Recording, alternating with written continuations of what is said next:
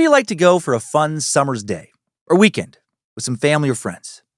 Are you the type that likes to go to the beach, relax with a book or some music by the water, maybe feel the cool ocean breeze on your skin? Or are you the type that likes to go camping, a little hanging out in the woods, making some s'mores, maybe telling some scary stories? Or are you maybe one of the millions of people who would rather visit theme or amusement parks every year? In 2023, global theme park attendance reached a whopping 410.6 million, a 19% increase from 2022. Asia Pacific led with 164.9 million visitors, followed closely by North America with 161 million. Within the U.S., Florida attracted 76.9 million visitors, and California saw 51.3 million, both, of course, primarily due to their massive Disney properties. But there are many more parks than just the ones owned and operated by Disney. There's Universal Studios, Disney's most direct competitor, and New York's Coney Island, famous for its roller coasters. There's Ohio's Cedar Point, often called the roller coaster capital of the world. Lindsay Monroe actually took a trip there several years ago together and loved it. Lindsay used to go a bunch as a kid. Not me. Roller coasters are not my friends. Thank you, motion sickness and a weak stomach. But I do love a water slide and a wave pool.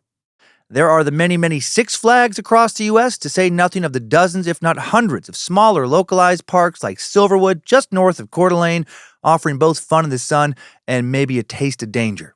After all, a theme park would not be a theme park without a little bit of danger, or at least a perception of danger, would it?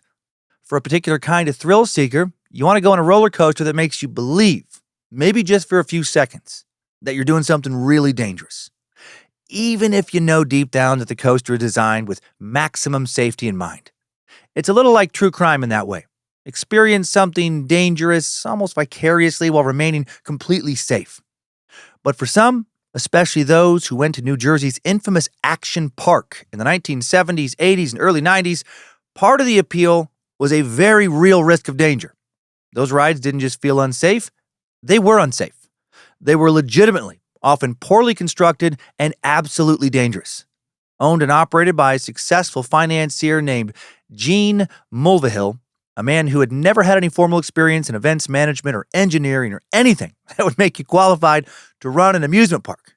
Action Park brought terror to many, both perceived and real, in Vernon, New Jersey.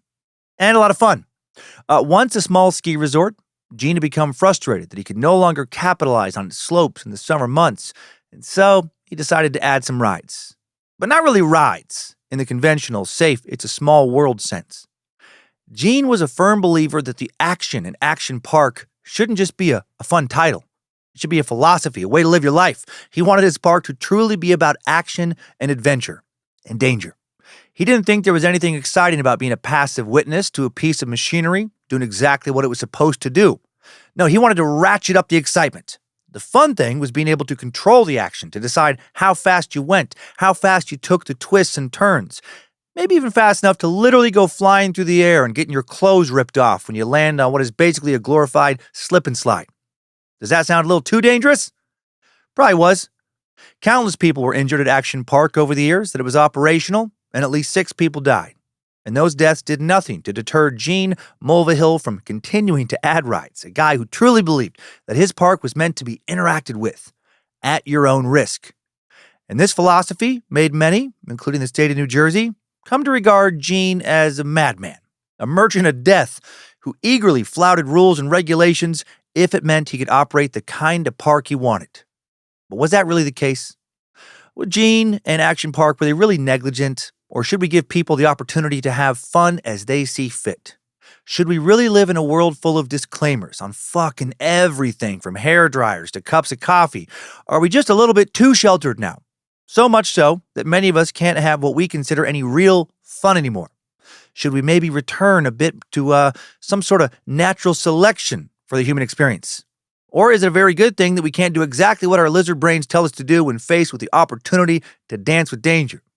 The super strange and super entertaining story of Action Park. So much crazy 80s nostalgia coming your way right now on this death-defying, slipping and sliding, hold on tight and hope for the best topsy-turvy edition of Timesuck. This is Michael McDonald, and you're listening to Timesuck. You're listening to Timesuck. suck.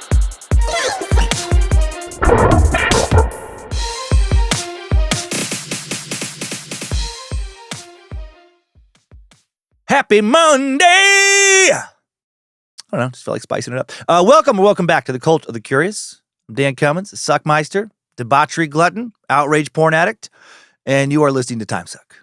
Hail Nimrod, hail Lucifina, praise be to good boy Bojangles, and glory be to Triple M! A couple fun things. Finally got around to getting my last stand-up special, trying to get better, added to Spotify, Pandora, other streaming apps. Also, my 2018 stand-up album, Maybe I'm the Problem, is available to watch on YouTube in its fully animated form. So check out The Abomination that Thomas Royal at Salty Monkey Media on socials created. Give him a follow if you love dark, absurd animation, and that again is at Salty Monkey Media, and again it's on the Bad Magic Productions YouTube channel. So it's different stand-up things. Yeah, and very glad, I kind of glossed over it, but very glad that Trying to Get Better is able to be listened to by a lot of different people now. Also, if you just love crazy YouTube comments, when you're done checking out the animated stand-up album, Maybe I'm the Problem, there are almost 1,000 comments now under Timesuck 252. Aliens, sexual abuse, disco, racism, and Egyptians, the Nawabian nation of Moors cult. Suck. Our YouTube channel, especially since we took away video, it's, and even before we did, never like a huge base of fans there watching one guy talk for 3 hours. So 1,000 comments is very unusual. The moderators for the Cult of the Curious Facebook page brought it to Lindsay and I's attention, and apparently the cult found out about my suck, and they're not happy about it. Getting death threats and everything. I'll have to keep my eyes peeled next time, according to a lot of the threats, that I'm in Atlanta, where I guess a lot of those pedo worshipers still live. What a fucking crazy thing to defend. But people defend a lot of crazy shit, don't they? Yeah, these guys are a lot better at angry than they are at spelling. Very entertaining comments if you want to check them out. And speaking of entertaining, let's get to it. Let's get to a topic that kind of spans several genres we've covered here on Timesuck. There's true crime, albeit financial crimes. There's death. There's people getting the shit beat out of them, beating the shit out of the people. There's a kind of wacky behavior that we like to cover that makes you think, who the fuck is this guy? But also in some ways, this suck will most resemble the episodes we do on inspirational figures. Following people from their childhood dreams all the way to their biggest, creations and successes. Gene Mulvahill reminds me of a slightly more insane Colonel Sanders. If his passion was flying down a mountain on a rickety slide as fast as humanly possible, with very little regard for safety, instead of fried chicken. For Gene, his passion was Action Park, a place that would come to be known as Traction Park, Accident Park, and Class Action Park. It was the mind behind it, dreaming up and purchasing its rides, supervising their installation, visiting conventions, even hiring engineers to make special new, never-before-seen rides for Action Park. Rides that other parks would be too chicken shit or sane to actually try and implement. Today's big question is Gene's story actually inspiring?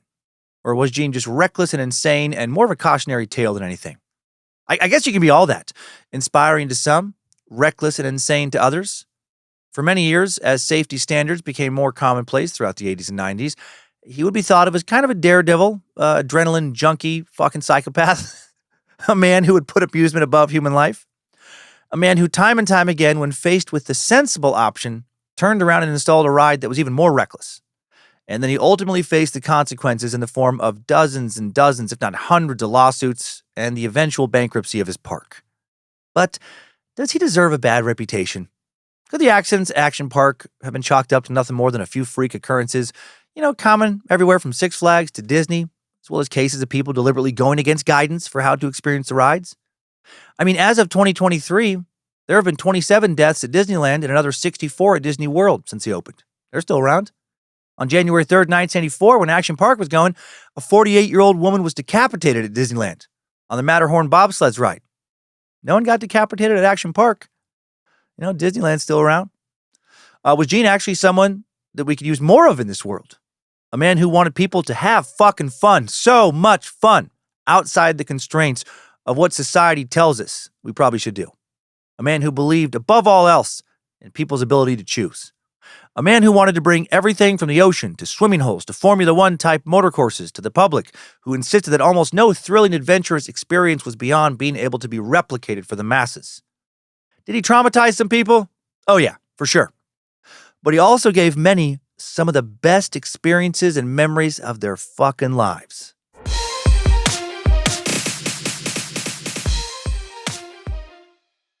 Let's start with just a bit of background and context before diving into a timeline that left me belly laughing, feeling sentimental so many times. In many ways, We Meet Sacks have been geared towards kicking back and experiencing some thrills for centuries at the very least. About 500 years ago, we had the technology and finally some more time on our hands thanks to not having to do manual labor all the time in order to just barely survive, at least for some of us, to do something about it. As early as the 1550s, so-called pleasure gardens began to appear in Europe. These were the first permanent areas set aside specifically for outdoor entertainment. Their attractions included fountains, flower gardens, bowling, other random games, music, dancing, stage spectacles, some primitive amusement rides that would probably bore the fuck out of us today. In 1650, rides would get more interesting around this time. Large ice slides supported by heavy timbers became popular as a wintertime diversion in places like Russia, the most elaborate being in St. Petersburg. Small wooden sleds used iron runners to glide down the slides, a precursor for today's water slides and roller coasters. And I wonder how many people got fucking mangled back then on these rides before we had anything close to a modern hospital. I mean, the risk of just not recovering from a stupid, needless injury so much greater back then. In 1767, before us Americans had even got around to declaring independence, we got around to amusing ourselves in the form of a pleasure garden. That year, a place called Vauxhall Gardens opened in New York City. By the early 1800s, it would be home to one of the first carousels in our new country. In 1846, Lake Compounce in Bristol, Connecticut would open, making it the first proper amusement park to open in the U.S. It began when Samuel Botsford first organized a public demonstration of electricity experiments on a man named Gad Norton's property. Because electricity was a relatively new phenomenon, it drew thousands of spectators, and Norton was inspired to install picnic tables and set up a path around the lake. These enhancements, including swimming and rowboats, allowed people to more fully enjoy the property, to hang out in a park-like setting, and feel amused, giving birth to the amusement park name. During the 1920s, amusement parks popped up all over the U.S., fulfilling the demand for leisure, entertainment, and thrilling rides, while America's economy boomed and a lot more people had, disposable income than in years past. This led to the establishment of amusement parks like Cedar Point in Ohio, Kennywood outside of Pittsburgh, Pennsylvania, and Hershey Park in Hershey, Pennsylvania. And of course, we can't not mention the biggest name in the parks industry, Disney. However, Disneyland and Disney World are not technically amusement parks. They're death camps. And that's all they've ever truly been. Because that's all Roy Disney has ever wanted. Over 1,000 children disappear from Disneyland alone each and every year. Most, sadly, are thought to end up in a place known as Mickey's Fuckhouse. A place where Mickey and Goofy and Pat Sajak and of course Roy Disney, who never died in 1971, don't be so stupid, feed on the fear of children, drink their blood, feast on their adrenochrome in order to stay alive, in order to stay young. Every 666th group of visitors who go for a ride on Pirates of the Caribbean never come back. And they're diverted into a secret underground river beneath the park, a river that takes them down, down, down to Mickey's Fuckhouse, to Goofy's Pound Town, a place where anyone over the age of 12 is immediately killed upon arrival. And anyone under 12, they're in hell, a hell where Roy's the devil. His fuck-hungry demons are Mickey, Minnie, Goofy, Donald Duck, Winnie the Pooh, Snow White, Buzz Lightyear, Cinderella, and again, Pat Sajak. Wait, sorry, hopefully I'll remember to edit that out. That's the kind of information that could get me killed. Isn't it, Roy? You mother-killing plague upon humanity? Just joking around. Disney is perfect in every single way, as any member of their army of lawyers will tell you. But for real, Disneyland and Disney World are not technically amusement parks. They are theme parks. An amusement park primarily offers a variety of rides and entertainment, While a theme park is a specialized type of amusement park built around a central theme or concept, integrating that theme into all aspects of the park's design, attractions, and atmosphere. Amusement parks focus on thrilling rides, games, and entertainment, but a theme park tends to focus more on unified architecture, landscaping, attractions that go along with unified architecture and landscaping, food and merchandise, which is why you get rides that are terrible for a lot of us unless we're high, like It's a Small World, lame for many, but on theme. The U.S.'s first theme park would actually be Knott's Berry Farm. It was first opened as an actual farm back in 1889 by the 1920s, Walter and Cordelia Knott. They were selling various berry products from a roadside stand, including delicious preserves. Then decades later, in 1968, the farm officially transitioned into an amusement park when the Knott family fenced the theme park, began charging a general admission fee to access themed areas like Fiesta Village and the Roaring Twenties. So that makes it the U.S.'s first theme park on a technicality, really, because Disneyland had opened its doors as a theme park over a decade before July 17th, 1955. From there, little theme/amusement parks spread as investors looked for opportunities across the country. Investors flocked to conventions where inventors would show off their latest rides that would hopefully allow the parks to advertise how they had the fastest, most thrilling, most intense experiences ever. And one of those people was Gene Mulvahill. And Gene was not your typical amusement park operator. He didn't come from the world of entertainment. He had no experience running parks with the intricacies of staffing them, adhering to safety guidelines, making sure there was enough food, water, and toilet paper to sustain thousands of people at a time. What Gene did know was how to have a good fucking time. And how to help others have a good time too. And based pretty much solely on that, Gene would create the infamous and maybe also so fucking awesome action park. Let's meet him in his park now in today's Timesuck timeline. Strap on those boots, soldier. We're marching down a Timesuck timeline.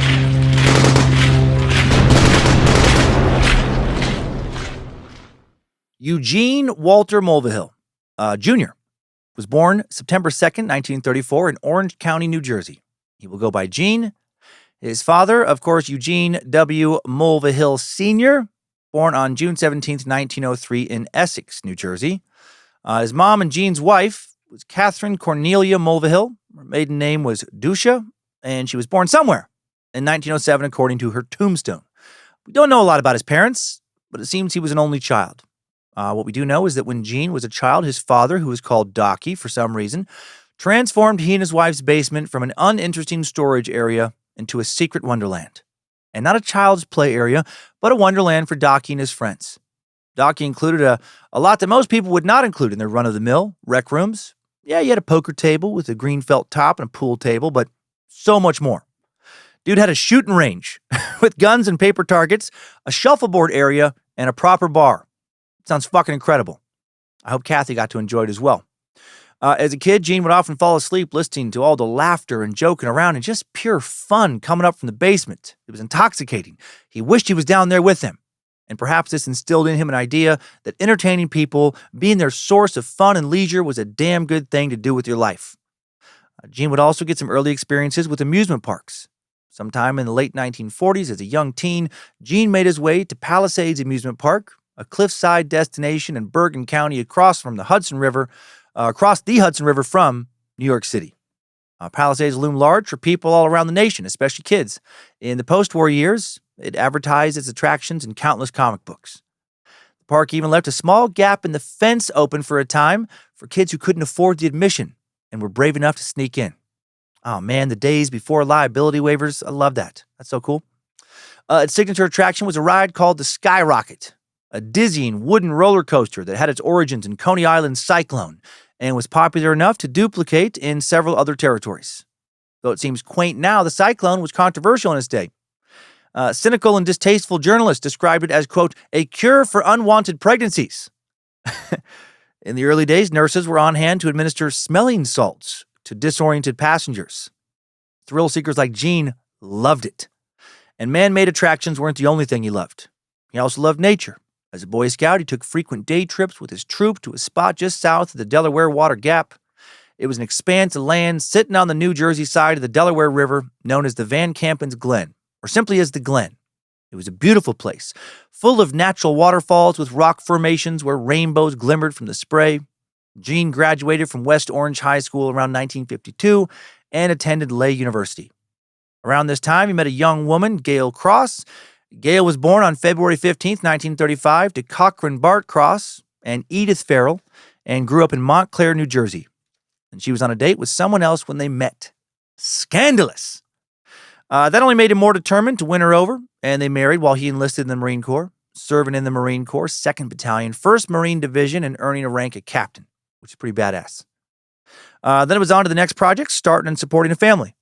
When Gail was pregnant with their first child, Gene began selling Kirby vacuum cleaners door to door, barging into homes, espousing nonstop patter while he showed how easy it was to assemble the cleaner, which it definitely was not, unless you had a lot of practice.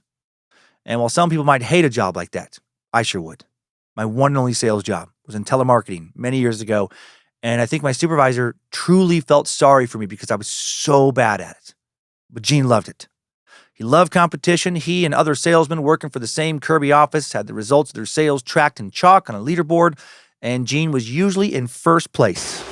Because we're adding a little something to this month's sales contest. As you all know, first prize is a Cadillac Eldorado. Anybody want to see second prize? Second prize is a set of steak knives. Third prize is you're fired. That's part of a monologue from Glengarry Glen Ross, one of my favorite scenes in any movie ever. Such a crazy look at the world of high-pressure sales. That movie helped me learn that high-pressure sales were not for me. After selling for a couple of years, Gene decided that he had a real talent as a salesman, and he started selling mutual funds on Wall Street, where he did make a whole hell of a lot more money than anyone was making selling vacuums door to door.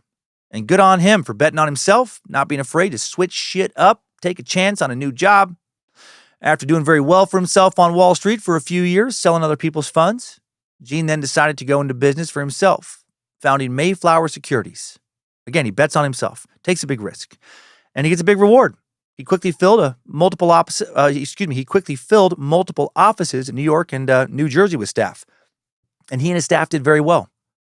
Gene would say he had one key principle that he operated by: a confident staff was a good staff. And to that end, he would challenge his sales associates to fistfights. And after smacking them in the mouth a few times, getting them good and worked up, he'd let them kick the ever-loving shit out of him. Because what is better for your confidence than beating the fuck out of your boss in front of your coworkers? Big confidence boost. That's insane. No, he didn't do that. But he would throw lavish parties with shit like 900-pound ice sculptures, car giveaways, fancy trip giveaways, top-shelf booze, fun competitions with big trophies and cash prizes. Once he gave a 6-foot-tall award to a man less than 5 feet tall, and the room erupted into good-natured laughter as the man tried to carry it back to his seat. When he brought associates home to meet his family, like one man his son Andy would later remember as Joe Stone, he would instruct his kids to call the visitor the great Joe Stone. And apparently Joe fucking beamed the entire night, being so cherished by not just his boss, but by his boss's family. And that's super cool. Based on the success he was having with his own firm in venture capitalism, Gene moved his family from a modest home in New Providence to a 10-acre lot next to the Great Swamp National Wildlife Refuge in Harding Township, New Jersey. His wife helped design the sprawling house they built there. It ended up being large enough to accommodate his desire for a large family. They would have 6 kids, and all of them would end up working in Action Park. Love it, right? Fun family business. The huge home would also accommodate his mammoth ambitions for, building shit. He erected a gymnasium with an indoor basketball court. That's awesome. He had an outdoor pool, tennis court put in. There was enough land for a baseball diamond, football, and soccer field combo. And he had some kind of course made for he and his kids to be able to zip around on go-karts and dirt bikes. This dude epitomized the work hard, play hard lifestyle. He was a fun dad. Also a dad who didn't put up with bullshit. He was the disciplinarian. And the Marine Corps veteran expected his kids to do their chores with nothing more than a yes, sir. He kept the boys' hair buzzed short for many years and domestic order intact. Also had a mischievous streak. He would do shit like come home, pull his young kids out of bed, go to see a carnival he had just passed by in the road he wanted to show them. Once when he was at a tennis club in New York, when it closed while he was still playing his game, he convinced a friend of his and his opponent in that game to fly to Puerto Rico on a private jet to finish the game. He was a man, his family would later say, with boundless energy and very little impulse control. And just a big kid. When he saw what he and his family would come to call the mountain, he knew he had to have it. He had to have the mountain. The mountain was in Vernon Township, a lake and farming community in Sussex County, New Jersey, about an hour away from Gene's house and 50 miles almost exactly from Manhattan. We were just in Manhattan in last week's Suck. The little town covered 68 relaxed and unhurried square miles.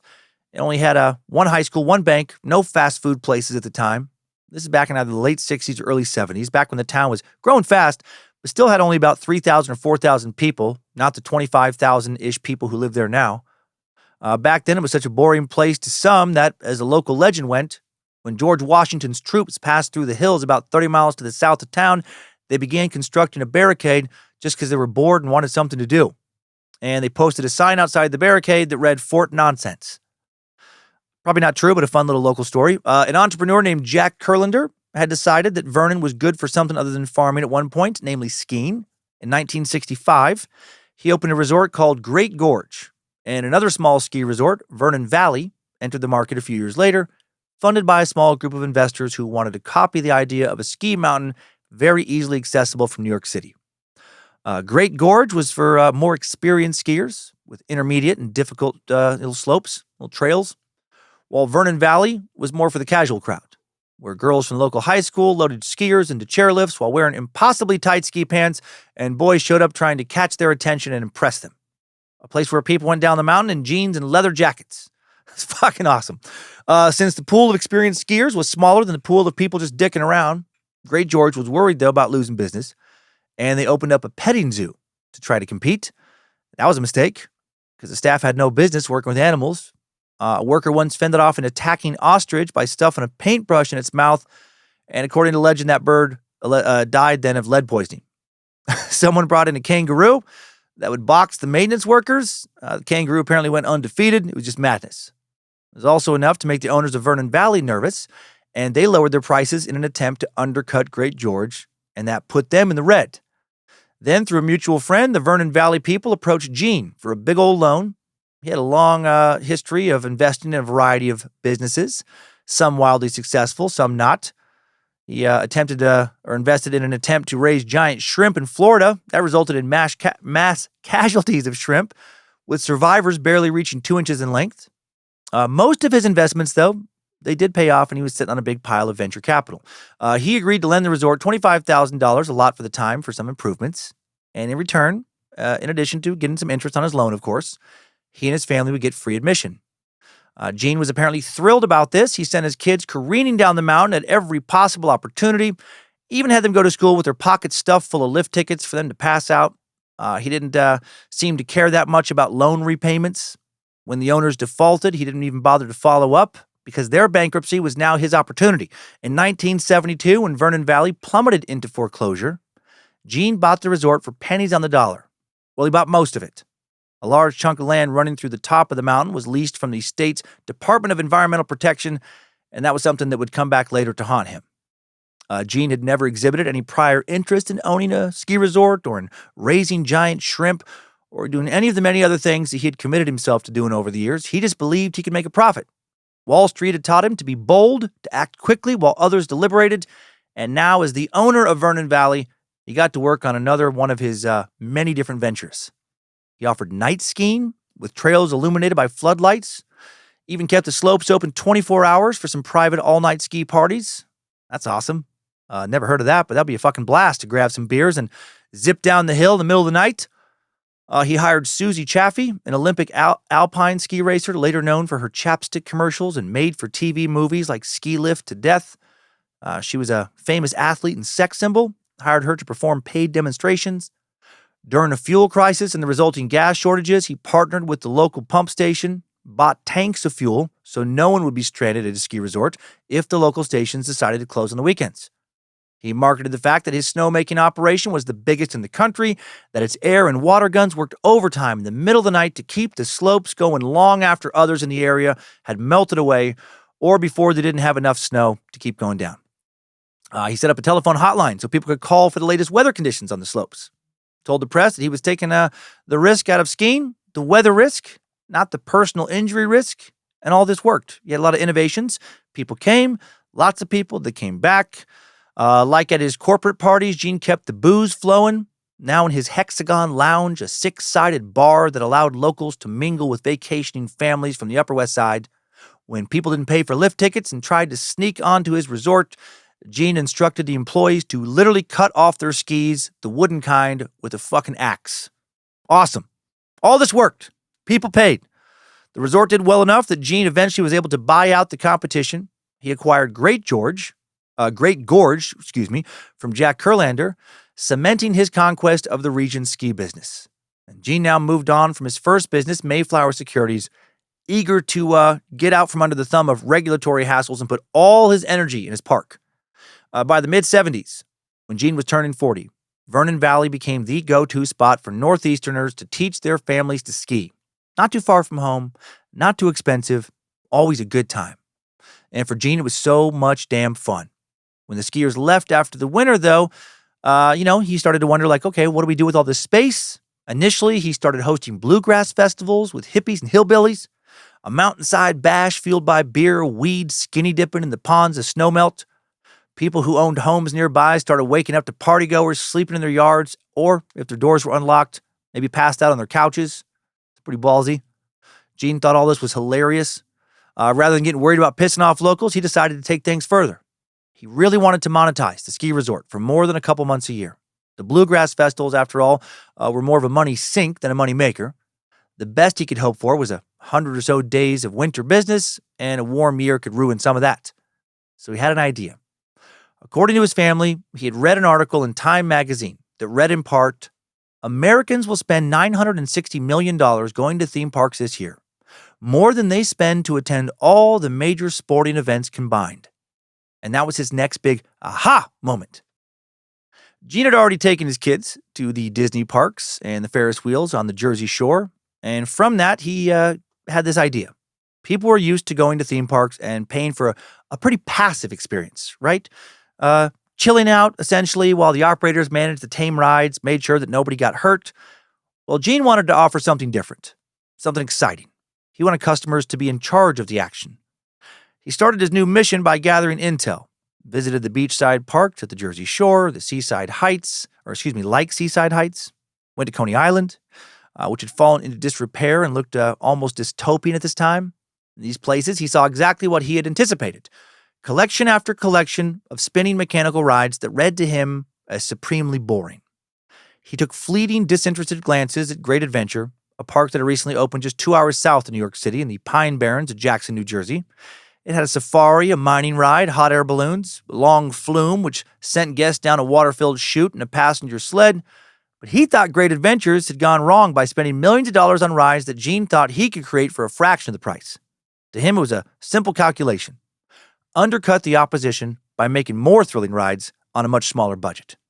I'm sure you can see where this is going.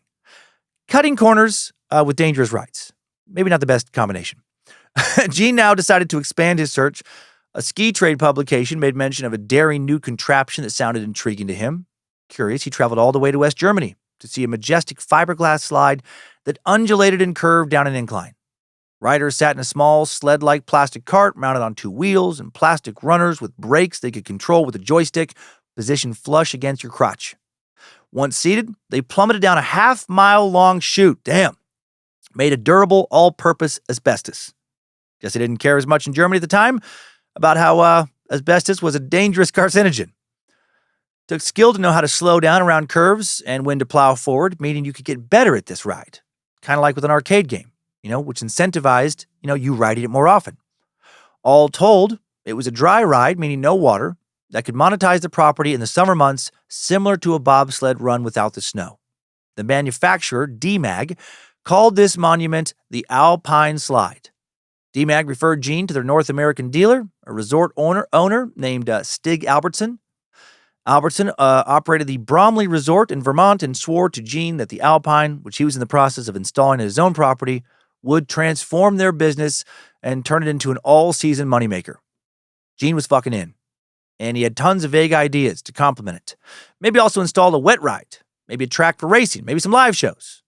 And he was in an ideal place for all this, because Vernon was sleepy, local regulations had not caught up to prohibit anything he would need to make this a reality. he decided to call his new amusement park Face, Death, or Fuck You. I mean, the Vernon Valley Fun Farm. That summer, he had his sons dig a trench for the Alpine Slide, digging with shovels alongside other kids he had hired from the local middle school and high school that Gene would pile into his station wagon every morning. And what awesome memories he was making with his kids. Then they switched to raking, laying down rolls of sod layered with bright green grass. The construction foreman was a man named Charlie O'Brien, a grizzled fellow with one eye who worked as the head snowmaker for Great Gorge for many, many years. Brought his own crew of construction workers. Men with names like Big Al, Indian, Bunk, Wacky Joe, the lift mechanic. If only every construction crew had a dude named Wacky Joe. These men often piled into old army trucks the resort kept on hand. Faces dirty, tools stacked up in the back, dispatched from one operational emergency to the next. In the years to come, they would be the hands that helped shape the park. No task was beyond their reach, from welding to painting to plumbing. Gene patrolled his ragtag crew of children as young as 12 all the way to older men near retirement age who lived in shacks on the outskirts of the resort on his dirt bike, occasionally pausing to give motivational speeches. Right, again, dude is just a big kid. Despite his motivational speeches, the work stretched well past the planned opening on the 4th of July and into August, which drove Gene from continual cheery motivation to regular outbursts of screaming. Charlie protested that there was no precedent for what Gene wanted, comparing it to paving a roadway down a mountain. The two would regularly get into screaming matches in front of the work crew of middle and high schoolers. I love the passion. I love the drama. In the days leading into the opening of the park's first big ride, the Alpine Slide, just before Labor Day weekend of 1976, the crew started keeping their distance from Gene. Tensions were high. They'd heard that the ride cost $500,000, equivalent to about $3 million today, cobbled together from investors and resort capital, and they worried if it didn't work right, their boss would be inconsolable and also financially ruined, and they'd be out of jobs. Gene had tried to combat the odd notion of going to a ski resort in the summer by taking out newspaper ads that claimed there would be live music, beer drinking, tobacco spitting competitions, that kind of shit. But the real attraction, of course, was the slide. His agreement with the vendors stated that there would only be his slide and no other slide like it in a 200-mile radius, which included New York City. Not that there'd be room to build something like this in New York City. The morning of the opening, the crew, among them Gene's sons, watched as a stream of cars headed off of Route 94 and towards the resort entrance. There were hundreds of them. This was good. This was really good. The advertising had worked. And if the ride worked as well, the word of mouth would explode ticket sales. There were also reporters on hand, eagerly waiting to see what all the hubbub was about. Why was there so much fuss about another amusement park ride? Well, Gene would tell them, I have investigated this sport thoroughly. He addressed how many of them had come expecting some cheap carnival ride, like the kind temporarily erected by transient carnies at county fairs, but this was not that. Far from it. The permanent tracks winding up the foot of the mountain promised something else entirely. Reporters watched as guests stood in line for 2 hours to fork over $2.50 or just $1.50 for kids, and as they jumped on the ski lift to be transported some 2,700 feet up the mountain to the launch station. At the top, attendants, many of them high school friends of Gene's, nudged them into motion. And how cool he was able to give some old buddies jobs.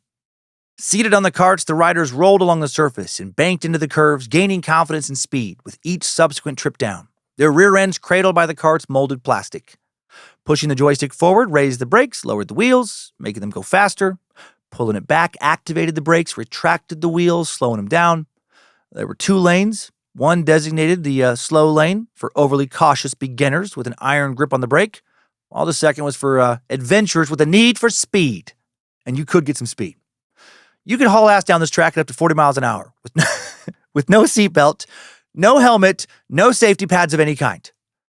Quite a bit faster than you go at the typical go-kart track. And you're going down a fucking hill. This was a hit. By the end of the day, people were snatching up discount ticket books for repeat trips, comparing their run times on their watches. At least most of them were. Some of them were pretty badly hurt. They'd immediately been injured. For instance, if you stuck your arm or leg out to try and balance yourself, it was like holding your body against a sander as the surface of the track scraped off your flesh, or just fucking launched you off of the ride entirely. For superficial injuries, attendants sprayed a pink iodine liquid that bubbled up like acid, made tender skin flare with pain. I'm not sure what that was. Gene's employees would eventually put up photos of ghastly wounds next to the loaded area to encourage people to use their brakes instead of their bodies. But that wasn't the only danger. If you went down too slowly, someone could be behind you could and would smash into your cart, creating a collision of bone, plastic, and fiberglass. Dads, not realizing the consequences of their greater mass, playfully rammed into their kids, sometimes launching their kids into the air like rag dolls, just straight up fucking tossing those fuckers off their sleds, right? Cue broken arms and legs. Workers tried to space riders at least 50 yards apart, but attendants at the top had blind spots where the track would dip out of sight. So if you brake too much and the person behind you did not, well, you were getting rammed at up to 40 miles an hour. And some people wanted that. Teenage dipshits, who remind me of me when I was a teen, would do stuff like get out of sight of the attendant at the top, then brake and just sit there and wait, hoping their buddy would blindly ram into them, wanting to see how far they could be launched up into the air. Frequently, they would regret that. The cart, which weighed about 20 pounds, sometimes came crashing back down on them like an Acme anvil in a fucking Looney Tune cartoon. In other cases, because of the slide's proximity to the woods, people would fly off the track, right? They'd smash into a tree, find themselves hurtling into a pile of rocks, like one ridiculous bastard who decided to ride the sled in a Speedo. I guess he ended up getting about 200 stitches. According to local legend, one of his ass cheeks was practically ripped off his body. Park staff quickly put hay bales in areas where there were frequent accidents to cushion falls, only to realize they created even more of a hazard because now people flicked their used cigarette butts into these hay bales, tried to set them on fire, which they sometimes did. So now some people were zipping down the mountain, getting dumped out into actual flames. Today, I imagine most people will be worried, rightfully worried, about being sued into oblivion for all this. Gene wasn't. His customers wanted to be in charge, and they were getting what they paid for. If they wanted to be reckless and risk their life and limb for an adrenaline rush, well, so be it. He would keep his new ride open all the way until November. His new slide made thousands and thousands of dollars every day. And soon Gene was reinvesting these profits into the park and building out more thrilling, fucking insane rides. The next summer, the summer of 1977, was a big proof of concept season. Gene wanted to make sure that the Alpine Slide was not some kind of passing fad. How would it fare over an entire summer? He offered just one new attraction in 77, grass skiing, a warm weather activity where people would wear these special boots fitted with what looked like tank treads and then skate down the slope on dirt, sometimes or oftentimes tumbling from an errant rock or pebble. Grass skiing did not prove popular. Way too many people ate way too much shit, but the Alpine continued to draw large, enthusiastic crowds, and he decided it was time to move forward and pull the trigger on some other amusements he had been dreaming about. His next big idea was something a lot of people at the time loved, but few got to experience consequence-free. Drunk driving. The official name for it was Motorworld. It was built on a lower plot of land across from the main roadway where his son Pete had been experimenting with driving some dune buggies. At first, the idea was for guests to traverse a wooded area, dodging trees, other obstacles. But in the fall of 77, as the cold came, Gene plotted something more ambitious. By the late spring of 1978, he had assembled a prefabricated aluminum garage that housed a small fleet of 3/4 scale Formula One racers, the first of their kind on the East Coast. Also called Lola cars, after the British car company that made them. These were slightly shrunken versions of the arrow-shaped vehicles that tore through Monaco every year. And these things could go up to 90 miles an hour. And they cost $8,000 each. In other words, they weren't toys, but that's how Gene saw them. That spring and early summer, Big Al and Charlie supervised the paving of a huge track that wound through the field like a miniature Le Mans. In the middle were ride attendants and a digital clock that displayed lap times. It was accurate to 1/100th of a second. There would be only 2 restrictions, but they wouldn't turn out to be very restrictive at all. You had to be 17 years old and had to have a valid driver's license.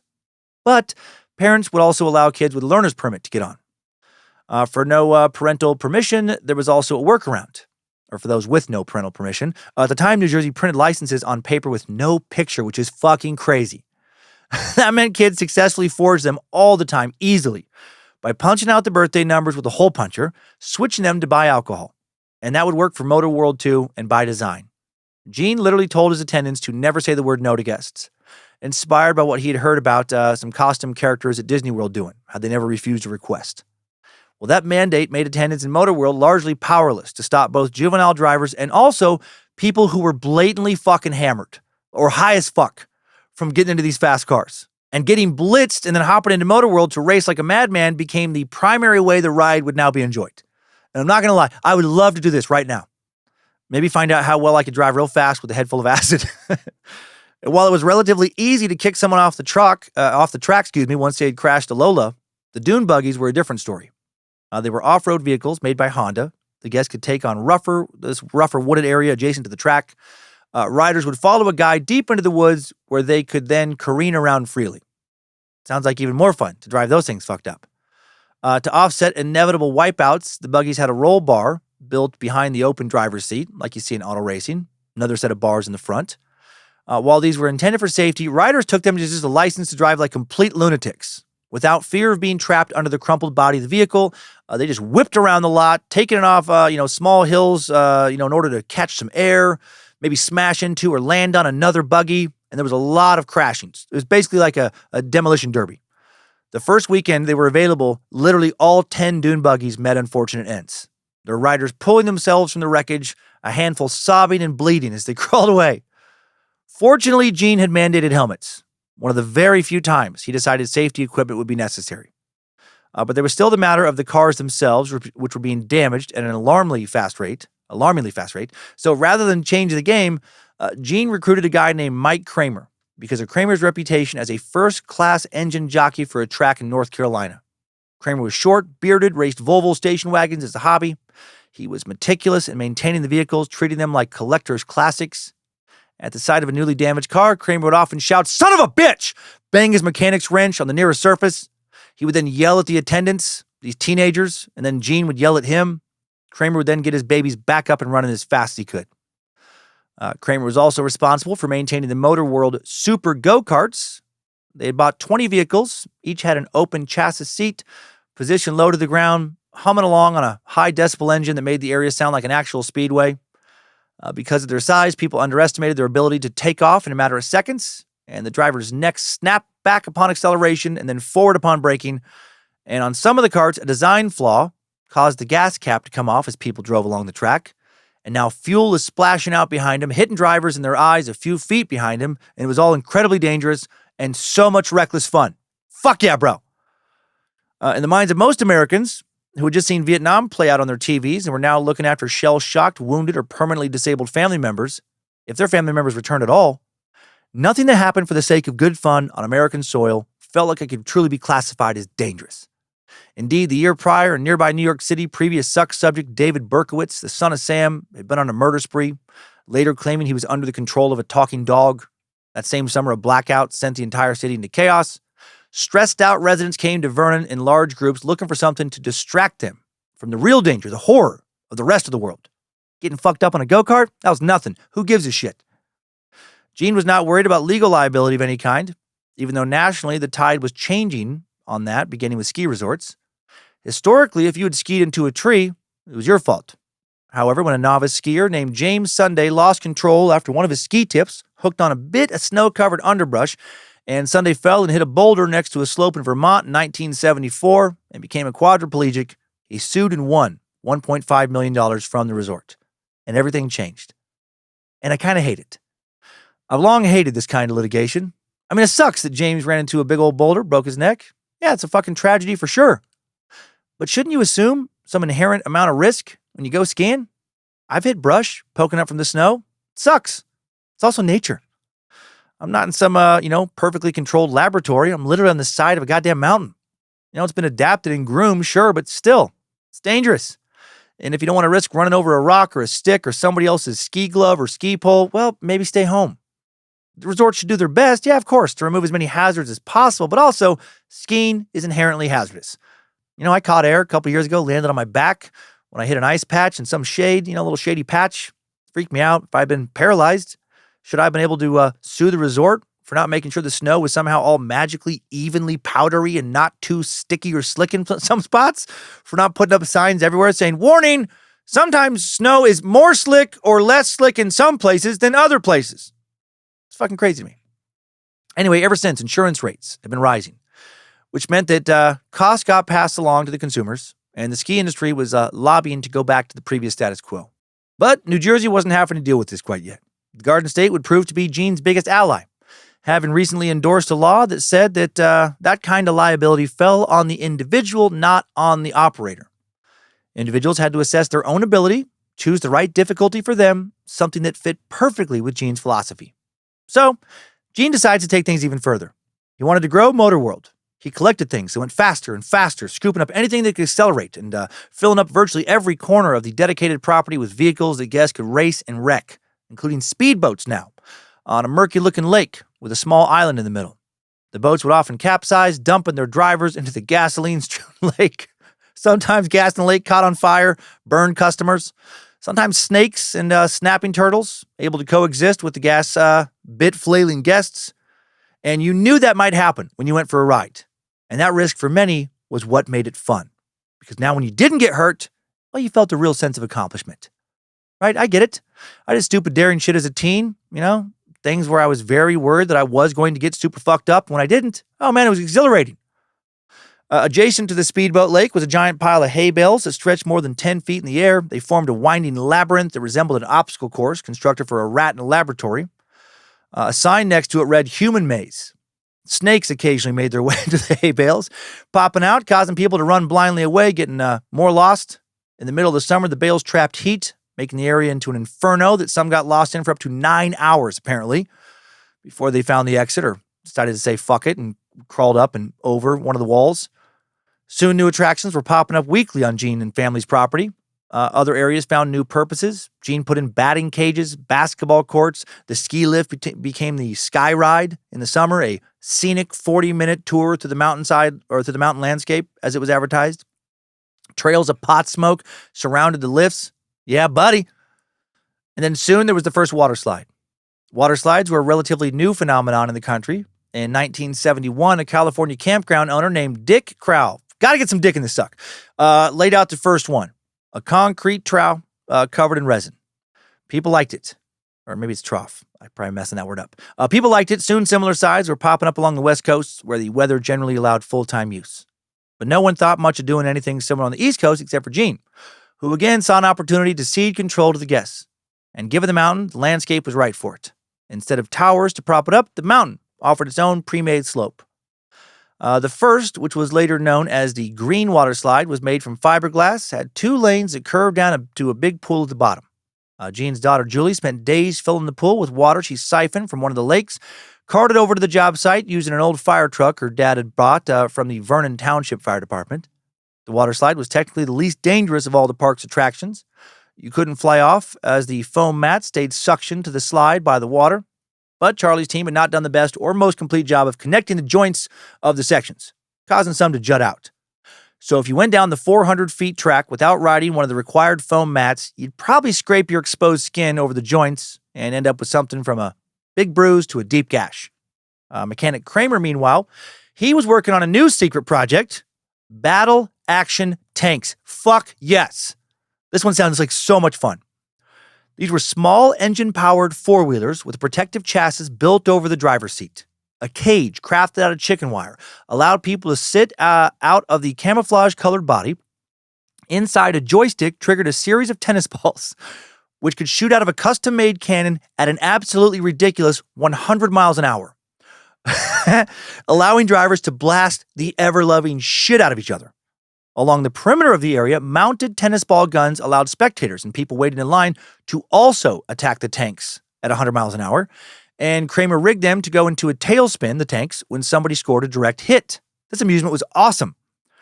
The only real problem was collecting the fired tennis balls.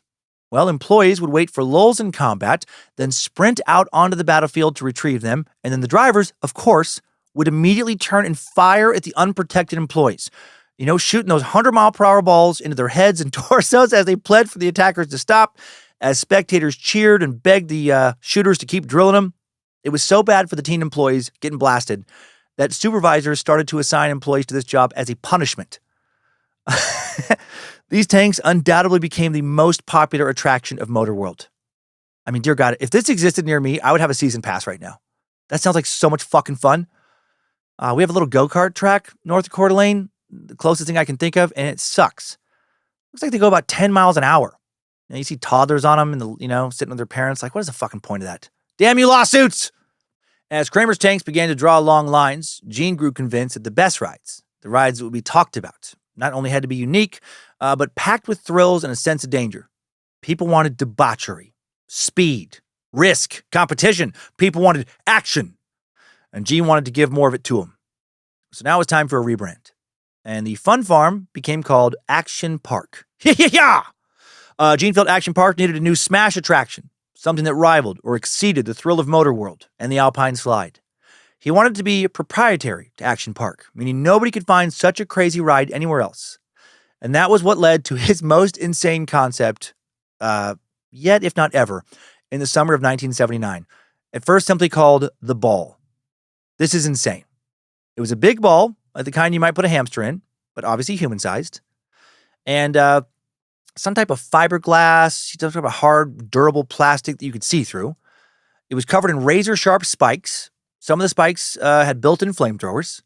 And the goal was to roll your ball into your opponent's territory in this kind of battle by any means necessary and, get them to submit. No, that's too much even for Action Park. There was no spikes and flamethrowers, but this idea is still batshit crazy. It reminds me of something you would see in a Jackass movie. Inside the big see-through ball was another ball, one equipped with a seat and a shoulder harness. Ball bearings separated the inner ball from the large exterior ball, which allowed the inner ball to swivel independently and orient itself so that the seat always remained upright. And now, thanks to the hard work of the crew, there was a long track down the mountain made from PVC piping. Who thought that would work? The idea was to get in the ball, then roll down the track like a fucking amateur crash test dummy. Gene planned on paying the first few testers $100 each to take the ride, find out how well they fared. Because he was on a tight schedule from when the snow melted to Memorial Day, when the park would open, the installation and testing would only span a couple of weeks. To him, the ball was a perfect idea. The slide in Motor Park allowed for a lot of turnover at a high rate, meaning if a ride did not allow for a lot of turnover, if it was cumbersome, or only allowed one person at a time, like the ball, it had to have a lot of wow factor. And this thing had so much wow factor. He'd first heard about it from a man named Ken Bailey, who'd peddled the ride at some amusement park conventions that Gene frequented. He claimed to have gotten the idea while he was working as a custodian at a Kmart. He accidentally spilled a bunch of wiffle balls on the ground. So that's cool. Kmart janitor is making this death trap. Other people at the conventions dismissed the idea, but the ball was exactly what Gene was looking for. Ken had never built a full prototype before Gene flew him out to New Jersey, but once he was there, fucking go time. And you might be asking yourself, how is this legal? Though the New Jersey Department of Labor was responsible for granting permits for amusement rights, Gene didn't bother applying for those permits. He came up with a kind of workaround that was probably not legal. He claimed he was not installing rides, but instead sporting attractions, over which the state has zero jurisdiction. He said he had coverage from London and World Assurance Limited, and the state pretty much left him alone. And more on this later. They will not leave him alone forever. When the occasional inspector managed to show up, they rarely had any idea what they were looking at. They would just sign off on whatever Gene's harebrained explanation was. And to bolster his reputation, he enlisted an orthopedist literally named Dr. Sugar. Just bring over Dr. Sugar, who would just stand by while the inspectors poked around. Dr. Sugar would reassure the government employees that there was nothing too dangerous about the ride. And that was how the ball came to be operational in just a couple weeks. And the ball was not the only new attraction being launched. Around the time of the ball, early summer 1979, Charlie began assembling an enclosed slide with a loop at the bottom, one of Gene's ideas called the cannonball loop. And this thing just straight up looks dangerous. I saw some pics online and I was like, nope, hard no. Maybe when I was in my late teens, early 20s, I would have done it. Like maybe after being pressured by my friends, but only if they went first. And I definitely wouldn't do this one now. There was no water to careen into at the end of the cannonball loop, not at first. No, the first testers landed on a straw mats. One tester slammed so hard into a hay bale, he broke his nose. The ride would not open that summer. That ride, not the cannonball loop. It was too dangerous, even for Gene. And that meant there was more pressure on the Bailey ball, which it was now being called, to work. And at the very first test, an inspector for the Department of Labor came to observe. Came to observe. What was that? The inspector came to observe. Anyway, I want you to hear what happened next from the perspective of Andy Mulvahill, Gene's son, who co-wrote a book about his dad's insane park called Action Park, Fast Times, Wild Rides, and the Untold Story of America's Most Dangerous Theme Park. It was published in 2020. Andy wrote, "We all stared at the ball. The ball was a giant plastic sphere at least 10 feet in diameter. It resembled the kind of thing you stuck a hamster in, except this ball was scaled for a human. A human who would, by virtue of being willing to climb inside, presumably possessing an intellect comparable to the very same hamster. I don't know how the ball had been transported here. I don't know how the ball was transported here. It had been absent one day and here the next. No one thought it was unusual. Workers walked by without comment. In my father Gene's orbit, the sudden appearance of a medieval-looking contraption in the notorious amusement property he owned and operated for 20 years, known as Action Park in Vernon, New Jersey, was simply not remarkable. We all stared at the ball. As it loomed in front of us, I considered myself fortunate I was still employed as a water slide attendant, not a 16-year-old inspector of giant ball safety. "Go on and get in the ball, Frank," my father said. Frank was apparently an employee of the resort's wintertime operations. I'd never seen him before. Depending on what my father had planned, I might not ever see him again. Frank touched the surface as though it were an alien spacecraft made out of a strange alloy. He nudged it as though physical contact might reveal its mysteries. The ball wobbled a bit before going still. He slid a hand behind the railing surrounding the exterior. It got stuck, prompting a brief panic. With a sheepish grin, Frank plucked it out. That would soon be the least of Frank's problems. Inside this ball was another ball, one equipped with a seat and shoulder harness like the kind found in race cars, just not Action Park's race cars, which were engineered for bone-smashing mayhem. Ball bearings separated the inner ball from the larger exterior ball, which allowed the inner ball to swivel independently and orient itself so the seat always remained upright. Behind Frank, stretching in a zigzag pattern down the front of the mountain, was a long track made from PVC piping like the kind used in plumbing, 5 or 6 inches in diameter. On the outer surface of the ball were casters and wheels like the ones found on office chairs. With these context clues, I began to understand Frank's apprehension. "Once you're in the ball, Frank," Gene said, "you're going to roll along that track." I don't think..." "Don't worry," my father said, acting as though climbing into a giant ball was routine. "You'll roll along the track, you'll come to a gentle stop. You get in there, try it out, we'll take it for a spin when the ride inspectors come." Before Frank could protest further, my father handed him a $100 bill. Frank stared at the cash, temporarily placated. He opened a hatch on the ball, peered inside. Charlie O'Brien and Big Al Lazier, my father's dependable but not strictly sober maintenance men, helped him in. Once Frank was strapped to the seat, the two began rolling him around the grass like they were bored children playing with a toy. "You're not going to find this at Disney," my father said, beaming. Rarely did he stop to consider there might be a very good reason for that. Ken Bailey was the man who came up with this idea for the ball. He called it the man in the ball in the ball. When everyone got tired of saying that, which happened immediately, we just called it the Bailey ball. Bailey was a very excitable man who had a childlike enthusiasm for rides. He peddled the ball, his most sensational idea, at the amusement park conventions my father frequented.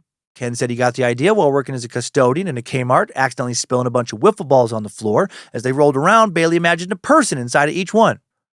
My father enlisted him to build out his track. When he was finished, we gathered at the foot of the mountain. Me, my father, Charlie O'Brien, a physician who inexplicably advised on the safety of rides named Dr. Sugar, and Ken. Also present was an inspector from the Department of Labor, who seemed to recoil at the sight of the mountain track. That he was there at all was something of a formality. Normally, the state had little idea how to evaluate my father's participatory rides and had no clue how to verify their safety profiles. The Bailey ball would nonetheless need to demonstrate some basic regard for human life in order to be rubber stamped. My father wanted to see the ball in action first thing in the morning, hoping to get it open to the public the following day. But the inspector was running late. Because of the delay, Frank had been in the ball and cooking for more than a half hour during the first day of hot weather we'd seen. He was already at the mouth of the track 600 feet up the mountain. When everyone was in place, Ken gave a thumbs up. Big Al pushed the ball from its starting position down the graded slope. Things went well for the first 15 seconds or so, with Frank remaining upright in the center of the ball. But on the first turn to go back across the mountain, the ball did not remain in the groove. It broke free, and it began rolling straight downhill.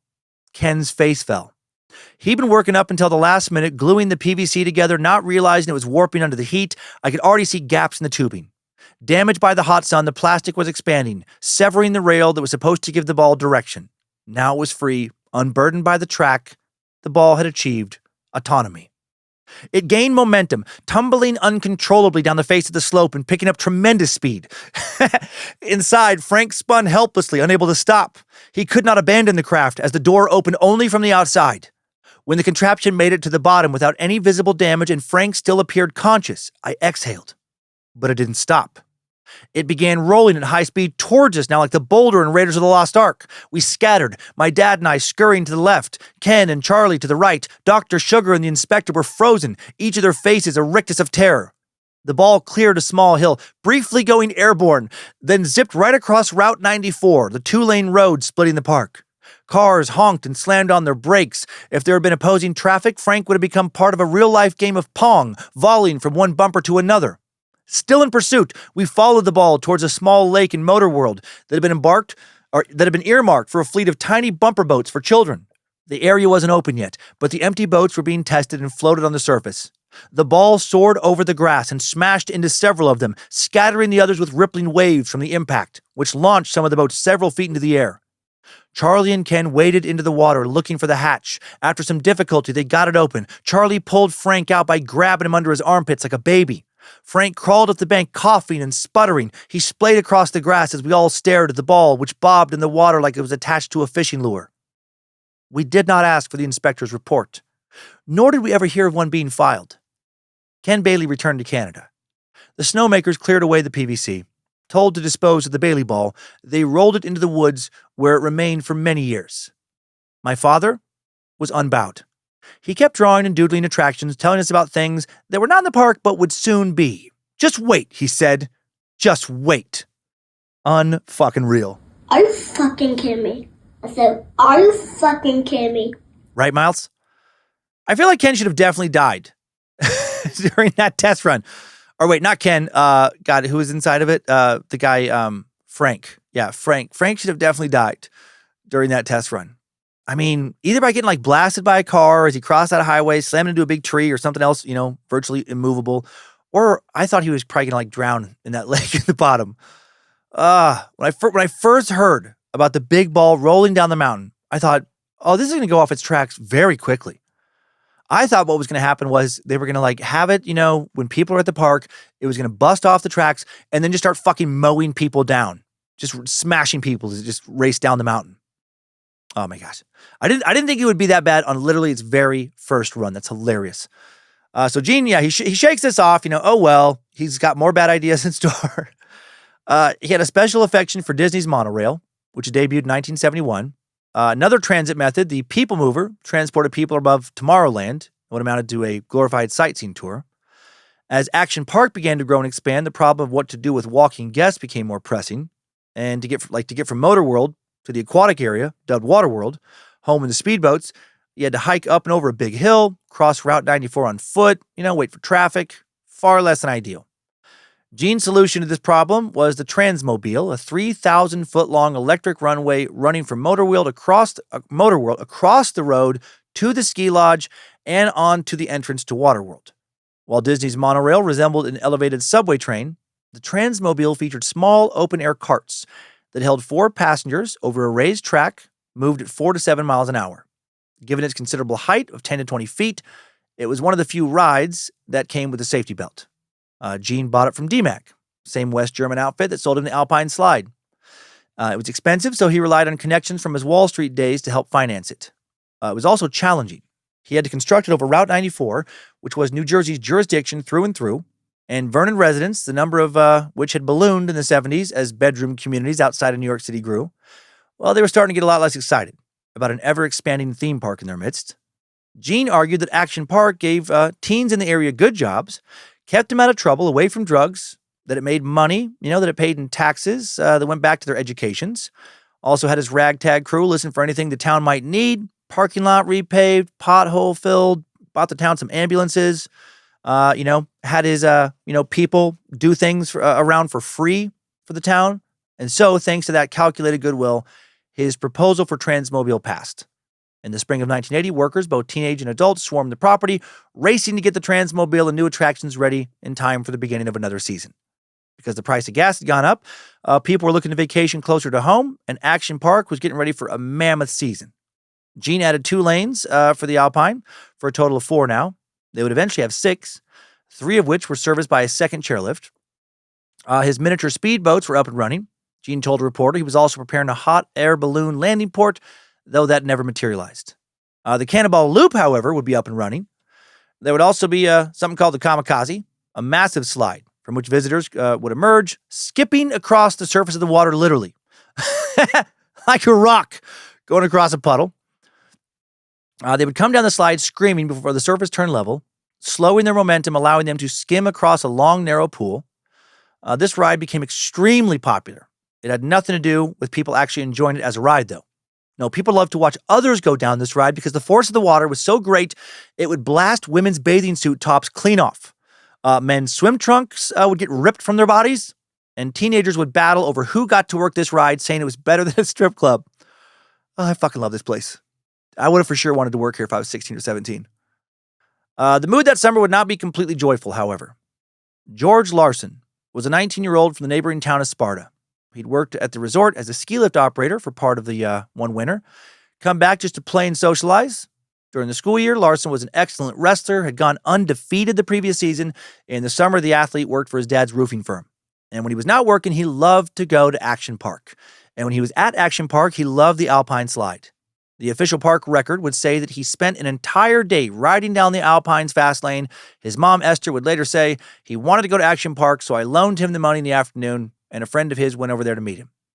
He'd become adept at careening down at a near-record clip, decided to ramp up the difficulty level by using one of the carts that had been customized by some of the mechanics to go even faster. He kept using it even as the sky opened up and it started to rain.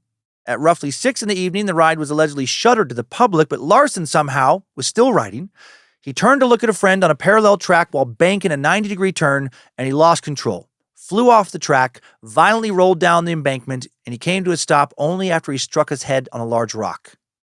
Esther was at home when she got the call that her son had been badly injured. Her husband and other son, Brian, were working together when they got the call. George was in the hospital. Esther at first thought he was going to be fine. Her son was an athlete, a daredevil. He got injuries all the time. But when she and her husband and other son arrived at the hospital, doctors were checking for brainwaves and not finding any. It was quickly starting to look like George might not ever wake back up, and then he didn't. He died of his injuries on July 16th, 1980, after being in a coma for a week. He was 19. The entire family was, of course, distraught, with Esther confessing later that between the rectory and the hospital, when she was walking across the street, she deliberately stepped in front of a truck, but her husband pulled her back. Also devastating for George's brother Brian, who was due to get married just days later, and George was supposed to have been his best man. The response from the park, too, was traumatic. According to George's family, Gene Mulvahill never contacted the family or the hospital to check on what happened to George after emergency services transported him out of the park. Not sure what was going on there. Also, according to Larson family, park management alleged that George was an employee of the park using equipment after hours, so as not to report his death to the state. In reality, George had only worked at the ski lift on the slope just for one winter. The park's response, definitely far less than ideal. The park's general manager, a man named Wesley Smith, immediately denied any responsibility for what had happened. He said to the press, "The ride did not injure Larson. It was a rock 25 feet away that hurt him." The Larson family would sue, eventually settle for $100,000. The family, traumatized by what they experienced, actually also moved from New Jersey to Florida as they attempted to heal. And when this went down, they were not the only ones who had serious concerns about Action Park. Some of the employees were troubled by the event, by the guilt that followed. Some believed Larson had pushed things too far. Others said it was the attendant's fault for letting them use the ride in the first place during dangerous weather conditions. Gene shut the ride down for 2 days before declaring that Larson had gone down, quote, at excessive speed and put himself at risk. He also had a paved road put in so EMTs could pick up injured riders more easily going forward. Meanwhile, after Larson's death, the Department of Labor got a stack of overdue accident reports from the park. According to the report, 95 people had been treated for injuries ranging from bruises to fractures, scrapes to burns, bumps to concussions. Over 40% of the injuries came from the Alpine. Most other injuries came from Motorworld. That same summer, Lawrence Franzel sued after being thrown from a dune buggy and suffering a compound fracture of his left arm. He argued that the employees were not properly trained to safeguard the public. Still, the show went on. And most who came to Action Park did not mind getting beat to shit. They had the time of their lives. That August, the Transmobile became fully operational. It opened with the dedication ceremony where Gene declared it the transportation system of the future. Was it really all that? Probably not. Despite the pageantry, the system seemed kind of rickety. Carts trembling as they carried people from one area to the next, but it worked.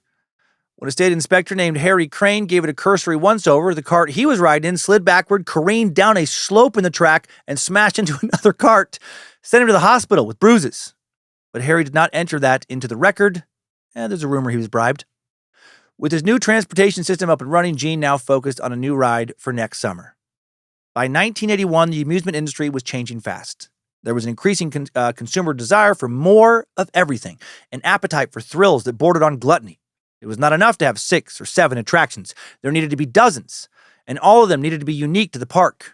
Kennywood, one of the Northeast's largest parks, now offered 6 roller coasters. Disney World was putting the finishing touches on Epcot, a massive new world that would offer a glimpse of the future in a giant orb-shaped building that kind of looks like a golf ball. Great Adventure introduced a roaring rapids ride modeled after the Congo River in Africa to the tune of $6 million. To Gene, it was clear they needed a flagship attraction in the wet side of things, something water-based that would be more exciting than a ride where you barely got wet and also compete with his new nemesis, the Atlantic Ocean. He wanted it to be something that hundreds of guests could use at a time. Enter the wave pool. The wave pool will be part of Action Park's new advertising push, complete with a new tagline. There's nothing in the world like Action Park, where you're the center of the action. A new televised commercial would feature the park's teenage staff in swimsuits. Let's hear it. Love 80s commercials. You are the superstar at the spectacular new and different Action Park, Vernon Valley Great Gorge. You're a racing pro tearing up the mini Indy track. You're at the throttle of a powerhouse speedboat. You're a gold medalist bobsledder zipping down an alpine mountain. You're swooshing down a cooling water slide 10 stories high. Get in the action. You're in control at the country's most fantastic Action Park. Only 49 miles, a few gallons from Times Square in Vernon Valley, Great Gorge, New Jersey. We've got your action. We've got your action. Gene's son, Andy, now 17, was put in charge of the pool, would recruit other 17-year-olds to act as lifeguards. The boys wore red swim trunks. The girls wore red swimsuits, all made out of a cheap fabric that turned translucent when it got wet. Was that part of what drew more teens to the park? Seeing through the lifeguards' flimsy swimsuits? I bet it was. On Memorial Day 1981, the wave pool opened. Hundreds of people poured in. No staff had bothered to look at the area's capacity, so people were just elbow to elbow. There was no line. People just dove in from anywhere. It was fucking chaos. The waves were on a timer, 20 minutes on, 10 minutes off, to give swimmers a little break from their pummeling aggression. There was a digital countdown display similar to a scoreboard that let people know when the waves were coming. If they got in during a lull, they happily paddled about with a false sense of security, some sitting on tiny rafts, mats, inner tubes that were rented from a nearby stand. But when the waves hit, the force caught the guests unprepared. Powered by very powerful fans, the over 3-foot-tall waves struck with the same violent menace, originally meant to create a series of mini shipwrecks in the German Navy simulation the technology had actually been created for. By noon, the congestion began spilling out into the margins of the pool. Some visitors dove in without even bothering to remove their sweatpants or jeans. Kids are running laps on wet concrete. Teenagers with gold chains around their necks scanning the pool looking for friends. When they find them, they'll purposefully dive on top of them, splashing onto flesh and water that is now tainted with body oil, suntan lotion, blood, who knows what else. The waves are pummeling visitors. People on flotation rentals are capsizing. Canvas rafts will then trap people underwater. One lifeguard tossed a waterlogged buoy to a guest in trouble on this insane opening day, and it hit him in the face hard enough to shatter his nose. Now we got more blood in the water, but the party doesn't stop. Soon more people are in trouble than not, and there are stories of lifeguards literally punching people in their faces to keep them from dragging the lifeguards down underwater. There was no lifeguard B squad. Everyone worked from 10 a.m. till sunset, rarely getting out of the water long enough to be dry. 11,000 people came to the park that day, and most, it seemed, were in the wave pool at the same time, spilling drinks, again bleeding. Probably a fair number of them pissing in the pool. Gene's son, Andy Mulvahill, grew worried. The water grew discolored to the point that it was impossible to tell if anybody was underneath it, might be drowning. Gene didn't worry. He said it was no different than the ocean. You couldn't see the bottom there, but that didn't stop people from swimming, did it? I mean, fair point, actually. The next day, the lifeguards upped the chlorination of the wave pool to cut through the oily sheen on the surface. The teenagers were becoming amateur chemists now, mixing calcium chloride with baking soda without any real idea of how to fucking do that. On days they got it wrong, people would emerge with red eyes, wincing from corrosive chemicals. Even on days they got it right, other concerns emerged, like a drunk man who got a head laceration and just stayed in the water bleeding profusely instead of getting out. By the end of the week, teenage lifeguards were ready to mutiny, but they settled for increased wages and Letterman's jackets with Wave Patrol written on the backs. The wave pool's chaos was working for the attendees. By the end of the summer, Action Park's crowds were averaging 15,000 people a day, causing food shortages in the park. The park would also get sued again by a man who had had his front teeth shattered by a buoy a teenage lifeguard had thrown to save him in the wave pool. The park ended up paying for the man's dental work. Another man named Alfred Sorhay also sued after fracturing his ribs on the Alpine Slide. Said it was defectively designed. He's probably right. Not sure if he won or not. And now let's jump into the next season. New summer, new commercial. It's incredible, it's spectacular, it's unbelievable, it's Action Park. Hell yeah. You're in total control of over 50 sensational rides and family attractions at the world's largest participation fun spot. There's unforgettable, time-stopping, heart-pumping action faster than chain lightning, with rides that stretch your imagination to the breaking point. Enjoy hours of action minutes away in the clean, fresh air of the New Jersey mountainside at Action Park, Vernon Valley, Great Gorge, New Jersey. There's nothing in the world like Action Park. So many people look so happy in that commercial, and also so many people look so scared. By Memorial Day of 1982, the park is busier than ever. Julie, Gene's daughter, has come on as the park's full-time marketing person. She set up promotions with brands like Subway, Burger King, McDonald's, and Pepsi. The restaurant brands would feature Action Park displays on the counter, offers for discounted admission. If you bought Pepsi, there were similar offers on the side of the can. At this time, this kind of tie-in was generally reserved for bigger parks. But Julie convinced their marketing teams that a swelling audience and growing reputation would make for a mutually beneficial relationship. Coupled with TV spots, awareness of Action Park was at an all-time high. Traffic to the entrance was now sometimes literally backed up for miles. And the park is more chaotic than ever, despite employees' efforts to mitigate new crowds and keep the park looking halfway decent. For example, at the wave pool, in an attempt to stop using so much chlorine, the park had mandated that guests take showers before jumping in. The idea was that would slow them down. But the water freezing cold just prompted them to sprint into the wave pool even faster than before, only to be knocked down by one of its powerful swells, find themselves in what the lifeguards were now calling the death zone, an area of the pool that was constantly overflowing with guests. More people meant the need for more staff. Hordes of teenagers were hired that summer. Some were hired to operate the newest ride, something Gene had cooked up after watching a neighbor's slip and slide. The slip and slide, as you might know, is a popular outdoor toy composed of a 30-foot-long plastic sheet, which people wet down with the garden hose and slide across. Or if you were a poor kid like me, you made your own slip and slide, or really more of like a slip and cry. You went out and bought a roll of large black garbage bags, big old trash bags. You would use duct tape on one side to kind of hold, the perforated portions separating the bags that together. You would make your little sister keep the slide wet with the garden hose. And then you would slide down over and over until somebody started to cry because one of the rocks you didn't do shit about that was lying underneath the slide would tear through the plastic and cut them. Or they would slide off the end of the plastic and get their skin all torn up by your shitty, patchy, hard, gravel-filled yard. Unbeknownst to me, throughout the 1970s, the slip and slide caused several broken necks and paralysis. It was actually temporarily taken off the market at one point. It was also not recommended for anyone over the age of 12. Added weight and speed of teens and adults made it dangerous as fuck. Well, Gene thought it was a fantastic idea, and he thought, let's put it on a hill. So he went on to build a giant one called Surf Hill, a massive slip and slide, 30 yards wide, 150 yards long, right, installed on the side of a steep hill, had 10 lanes. At the bottom, it leveled, slowing the rider's momentum before they ended up in a shallow pool at the bottom. Like almost all of Gene's other ideas, it was possible to achieve uncontrolled speeds. Shooting down so fast, you literally skipped like a stone over the water and then crashed into a padded wall at the opposite side. There were 8 standard lanes and then 2 expert lanes with a jump in the middle. Surf Hill also encouraged racing and competition over personal safety. It encouraged people to take things into their own hands. At Action Park, you control the action, even more so than Gene's former attractions. Riders could lift up the 2 expert lanes, stuff a garbage can under the wooden ramp at the end to make it even steeper, and when the rider would hit the elevated jump, they would go up to 30 feet in the air. Fucking wild. Before landing in a shallow pool.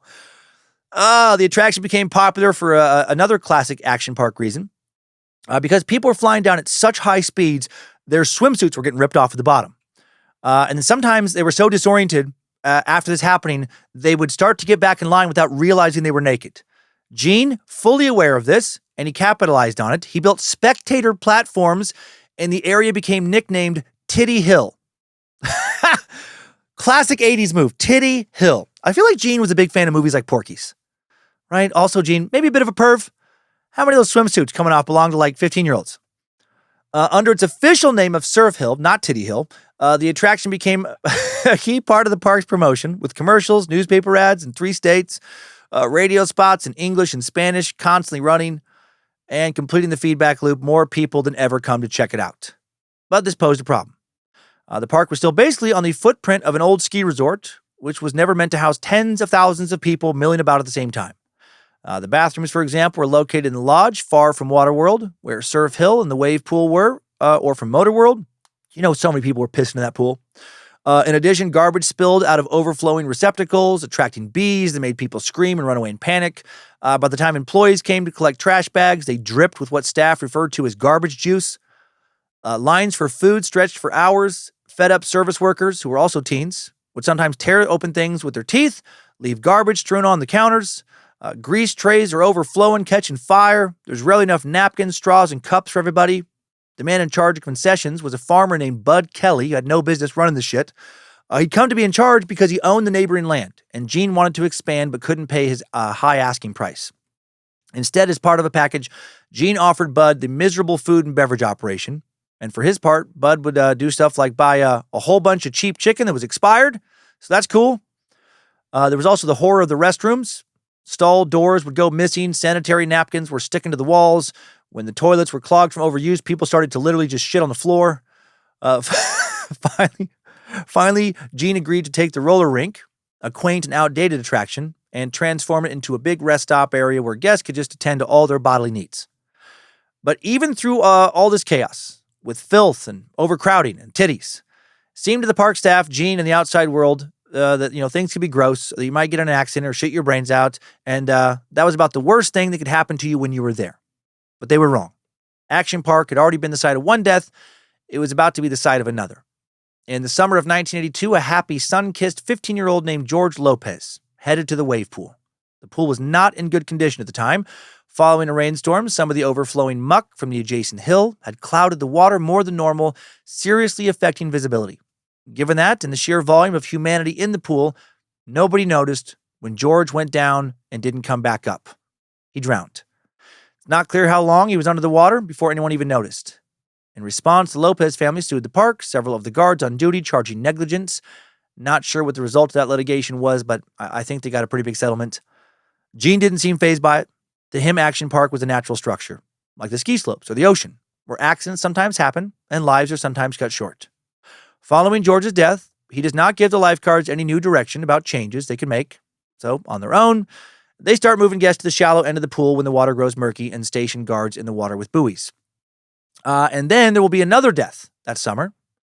Gene had just opened another attraction that season based on what you might experience, in nature, called the kayak experience.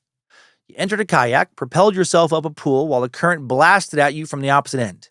It was actually a fairly tame experience compared to most of the other attractions. The water was choppy, but not overly so, and you could stand up in the water if you fell out of your boat. The problem was not with the water. It was with whatever moved it. That summer, a young man named Jeff Nathan came to the park for the first or second time with his cousin, Steve Langerthal, and Steve's wife, Janet. All three were on the kayak ride, wading in the water after getting knocked over and out of their boats. And then the next thing Janet and Steve knew, they were waking up in the hospital. Jeff was there too, but he had not woken up. Back at the pool, they'd all been electrocuted and knocked unconscious. It seemed at first to the staff like the result of a freak lightning strike. At the hospital, Jeff was pronounced dead by the emergency room staff. Back at the park, staff soon realized that a lightning strike was impossible. Something had happened with the ride. What? The coroner declared that Jeff Nathan's death was due to electric shock. In response, Gene produced records from the company that built the motors for the fans, the same company that built the wave pool fan motors, saying there was no possibility that could occur.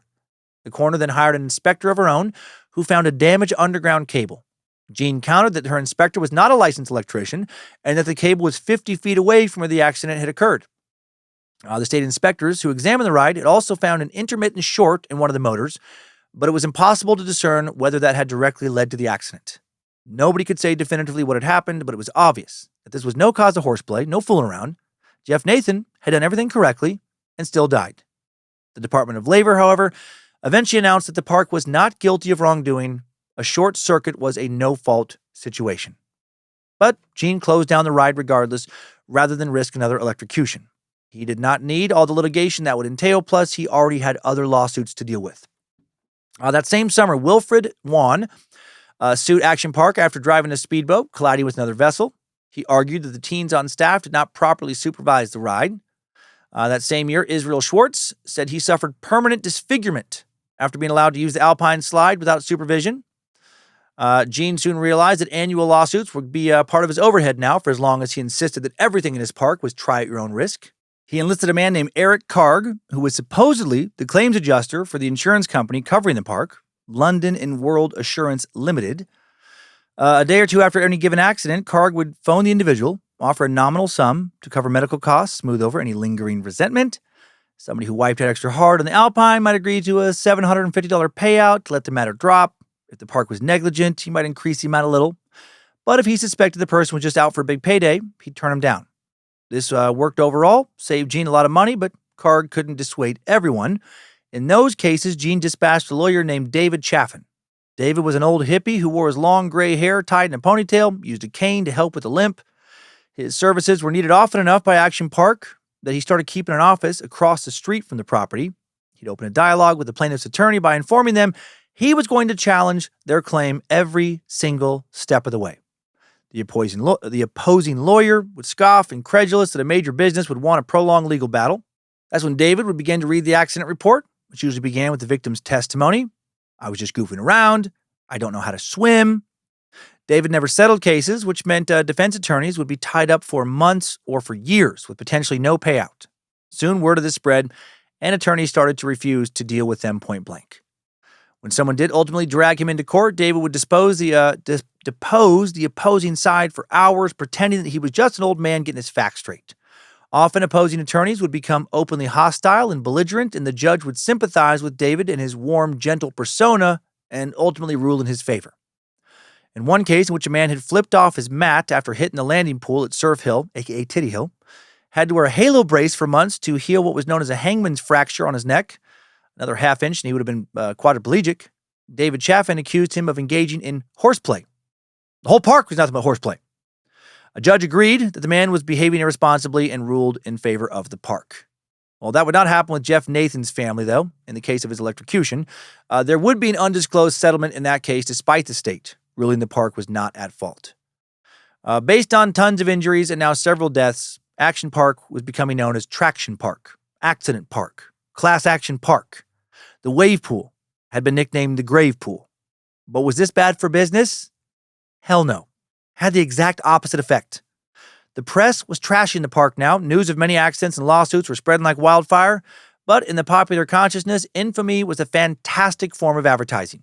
Now kids who had gotten scars from falls off the Alpine Slide or broken their hands while driving Lolas had something to be proud of. They were survivors. Going to Action Park and going hard wasn't just reckless fun now, it was a local rite of passage. Among the suburban kids in New Jersey, Pennsylvania, and Connecticut, and further, coming away with bruises or scars meant you would live to tell the tale of what had happened to you. At the end of the 1982 summer, Gene looked at the numbers. 500,000 people had come to Action Park during the summer of 81. In 1982, 800,000. The accidents were certainly not deterrents, at least not to the public. The government, on the other hand, was a different story. In March of 1983, as the park prepared to open for that season, the world would make a discovery that Gene had known for years. For years, many had wondered how the park stayed insured throughout its incidents. Well, London and World Assurance Company was surprisingly affordable because the cost of their premiums was zero. How? They didn't exist. It was a completely fake, made-up company. News of insurance fraud quickly hit the papers. No one knew who urged the New Jersey State Commission of Investigation to conduct the inquiry, but a prime suspect was Tom Keene, the governor of New Jersey. Keene, a Republican, was apparently irritated after Gene threw his support behind an opposing candidate during the 1981 gubernatorial election and may have decided to retaliate by sending the SCI after him. But also, could have just been that the SCI became concerned about the park's insurance status following 2 deaths the previous summer. Whatever the reason, what they found was that the insurance company's office traced back to a P.O. box in the Cayman Islands, and that the insurance slips Gene had were signed by Joe Dotsey, a former Mayflower employee who was not in the insurance business. This shadowy company, of course, was not authorized to do business in the state of New Jersey, which also violated Gene's lease terms with the Department of Environmental Protection. Despite the results of this investigation, Gene insisted to the press that it was all above board. He was the target of a witch hunt. That bullshit story did not work for the SEI. They now wanted to find out everything they could about Action Park. In response, a battalion of lawyers with lawsuits against the park modified their complaints to note that the rides their clients had been injured on should have never been in operation in the first place.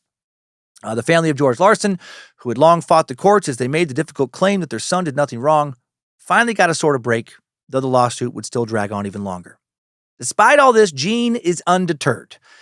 He knows he needs to find some real insurance, but he's not worried about it. He's mostly worried about reintroducing the Cannonball Loop, and he has another commercial to produce for the 1983 summer season. There's nothing in the world like Action Park. Become an action family with over 50 exciting rides, Hell shows, yeah. and attractions. It's bigger and better than ever. Hardly anyone is dying. For fun. Get ready for the action.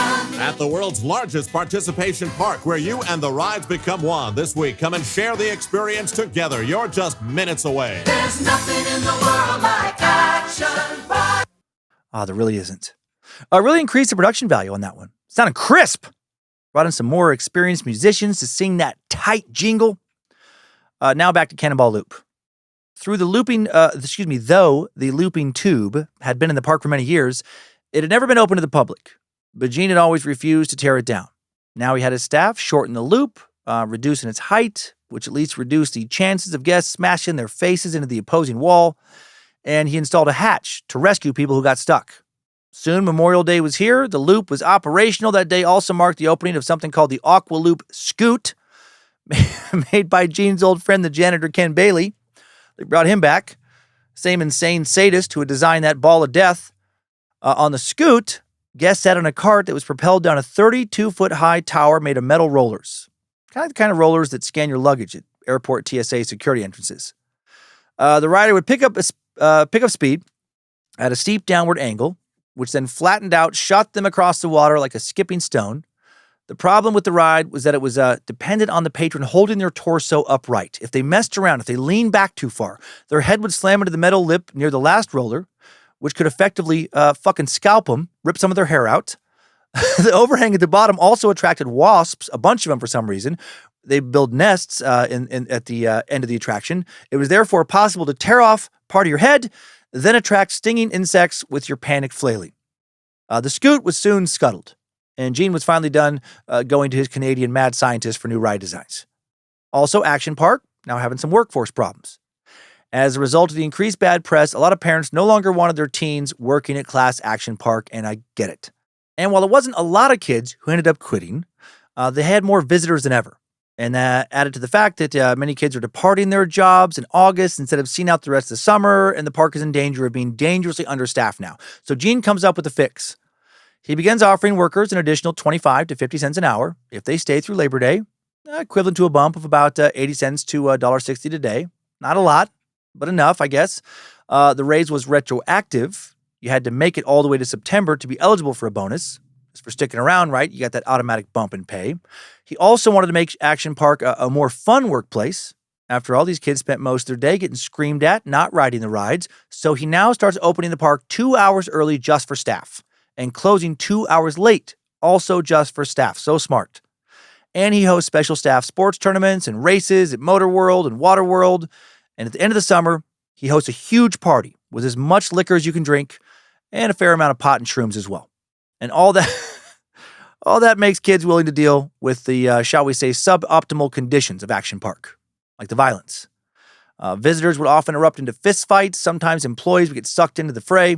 There were also pseudo-gang wars where groups of kids from different backgrounds would step in to defend each other, a la West Side Story, brawling over something as inconsequential as a place in line. They did have security, but not much. They had one 70-year-old former police officer named Arnold, and Arnold carried 2 guns, one on his waist, second on his ankle. Don't know how good he was with either one. If anyone got detained, random staff would keep them in a small holding area in the Hexagon Lounge, or at least try to, until Arnold or the police showed up. less than ideal. Also in 1983, more lawsuits. That summer, Philip and Dolores Shaw, they sue after falling and hurting themselves near the wave pool entrance. William Sussy sues, alleging that 3 hammered drunk dudes crashed into him on the Alpine. Ruth Richards sued after a Lola car, driven by a high school student with a fake driver's license, hit her hard enough to break her nose and tear cartilage up in her knee. Jeez. This additional litigation convinced Gene to start to emphasize more family-friendly attractions that cater to kids and their parents. At first, he hired students to walk around the park playing instruments as the Action Park Marching Band. Then he decided, why not a live show? He contacted a veteran stage choreographer named Alan Albert, built a stage over Motorworld to host Alan's Broadway Revue. Alan would produce popular shows of the day like Grease. Later, Gene would add a country show, a rock and roll show in a different location so performances could be spread out around the park. Started bringing in senior citizens too, selling them a package deal. For a low price, they could get lunch at a nearby deli, see one of the shows, and spend 15 minutes at Titty Hill where they could even legally beat off, as long as they did so with their pants still on. Gene started selling oversized sweatpants in the gift shop to facilitate that and made thousands. What this big deal? No, Gene didn't quite do that. For a low price, seniors could get lunch at a nearby deli, see one of the shows, get a charter bus ride to and from the retirement home. Gene didn't want to lean too far in that direction, though. Still wanted to keep things spicy, so he added a beauty pageant. Entrants vied up for a cash prize, a sash that read Miss Action Park. To get people into it, the MCs pitted different groups of people against one another, say a woman from New Jersey, a woman from the Bronx, with their factions in the audience cheering wildly for them, booing their opponent. But that worked a little too well. Too many of the beauty pageants ended up in fucking riots. So they canned them in favor of expanding a new children's area called Fantasy Island. In an effort to continue attracting families, the park also introduced their version of Disney's Main Street USA, opening a collection of quaint shops, small-town storefronts that overlooked Waterworld, and they're going huge.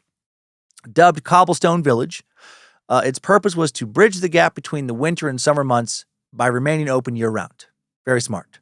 Had 24 shops, including a candle store, a deli, a Bavarian pretzel outlet, a photo lab, ice cream shop.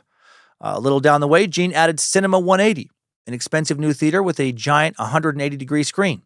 Showed footage of Mount St. Helens erupting, a first-person car crash.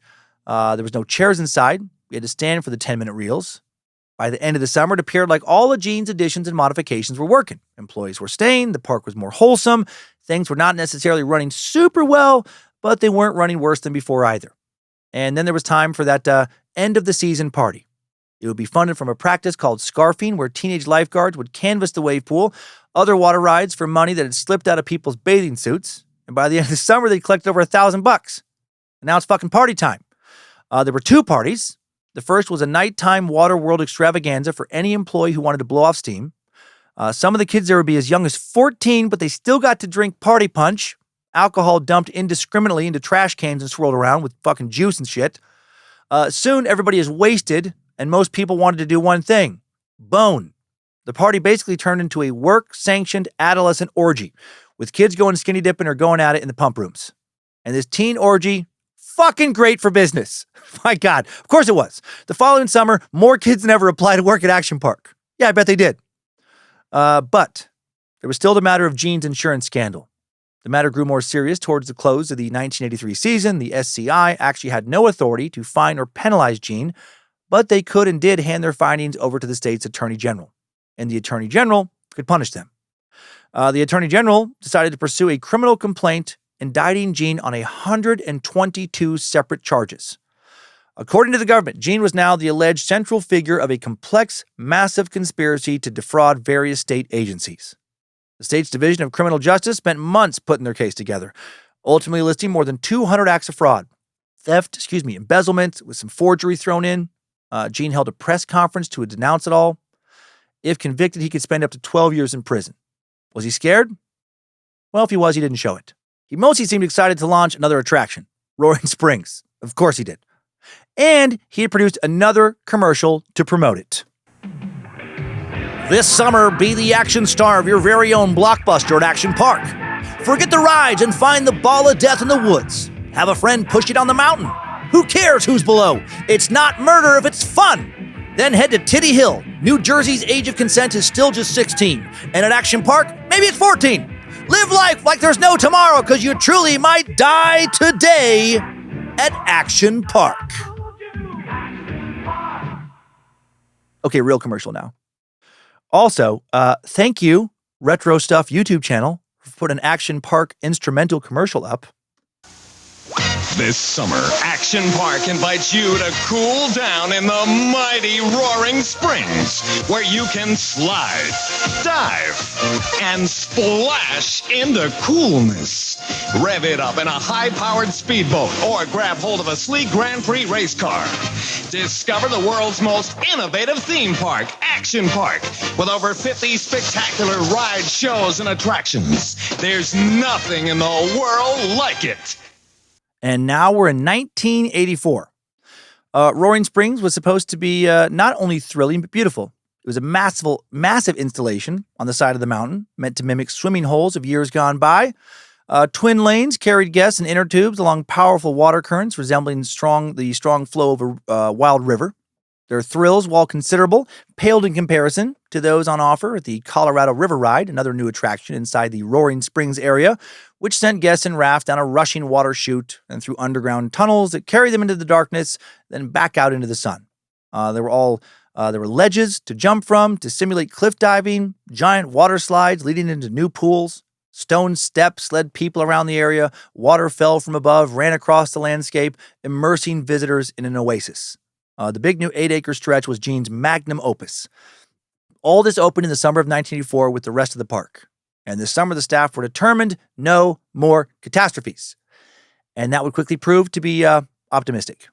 Just like with the other park's attractions, people quickly behave like animals, doing shit like shoving each other off of the diving cliffs, screaming obscenities at those who wavered as they decided whether or not to jump. Abandoned vessels became bouncing projectiles on the river trips, plunging on top of people who'd already been, through a rapid, and people fucking loved it. They swarmed the area, which made it very difficult to supervise and more difficult to save someone's life. In August, the call came through on the staff walkie-talkies for a code red. A lifeguard reported that somebody came down off of a slide, went under, and didn't resurface, and the water was too murky to quickly find them. Lifeguards canvassed the area, hoping it was a false alarm, that the person had simply swum off to someplace else, but then they tragically spotted a limp body curled along the back wall, moving along with the current. The EMTs gathered there, hoisted him out of the water, started CPR immediately, but it was too late. No pulse. His name was Donald DePass. He was just 20 years old. Officials looking into his death came to believe he had just inhaled water when he hit the pool and just didn't come back up. Like with the kayak incident, there was a lot of ambiguity. Had something malfunctioned? Was this a dangerous area or just a freak accident to be filed under shit happens? People drown in all kinds of bodies of water. Lakes, oceans, rivers, pools at water parks every year. Gene, meanwhile, braced for an inevitable lawsuit, but Donald's family did not sue. They were Jehovah's Witnesses, and they believed that Donald's drowning was God's will. And following his death, Gene began advertising heavily for more Jehovah's Witnesses to come to Action Park. He sent employees to Kingdom Halls from Maine to Mississippi, and by 1990, only Jehovah's Witnesses were allowed to work for him or buy a ticket for admission. Overall attendance would go down, but there was no more lawsuits, even though annual deaths fucking skyrocketed, thanks to abandoning all safety precautions at the park. On a daily basis, dead bodies would be collected and dumped off in a circular lazy river built specifically for these bodies called God's Will Lagoon, where families could pick up the corpses of loved ones as soon as they floated back around. And obviously, that's ridiculous nonsense. No, despite not getting sued again, the park tried to correct after Donald's death. Park staff played safety info from recorded tapes on megaphones. Banners went up saying certain areas were for only experienced swimmers, expert swimmers only. For their part, the press quickly lost interest in the story, as the legal case against Gene revolving around all the criminal charges stemming from insurance fraud was now growing more salacious.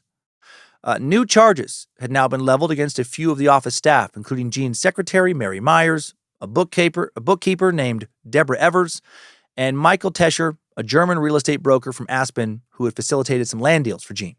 Evers and Tescher had signed documents presenting them as officers of London and World. Everyone would plead innocent, including Gene.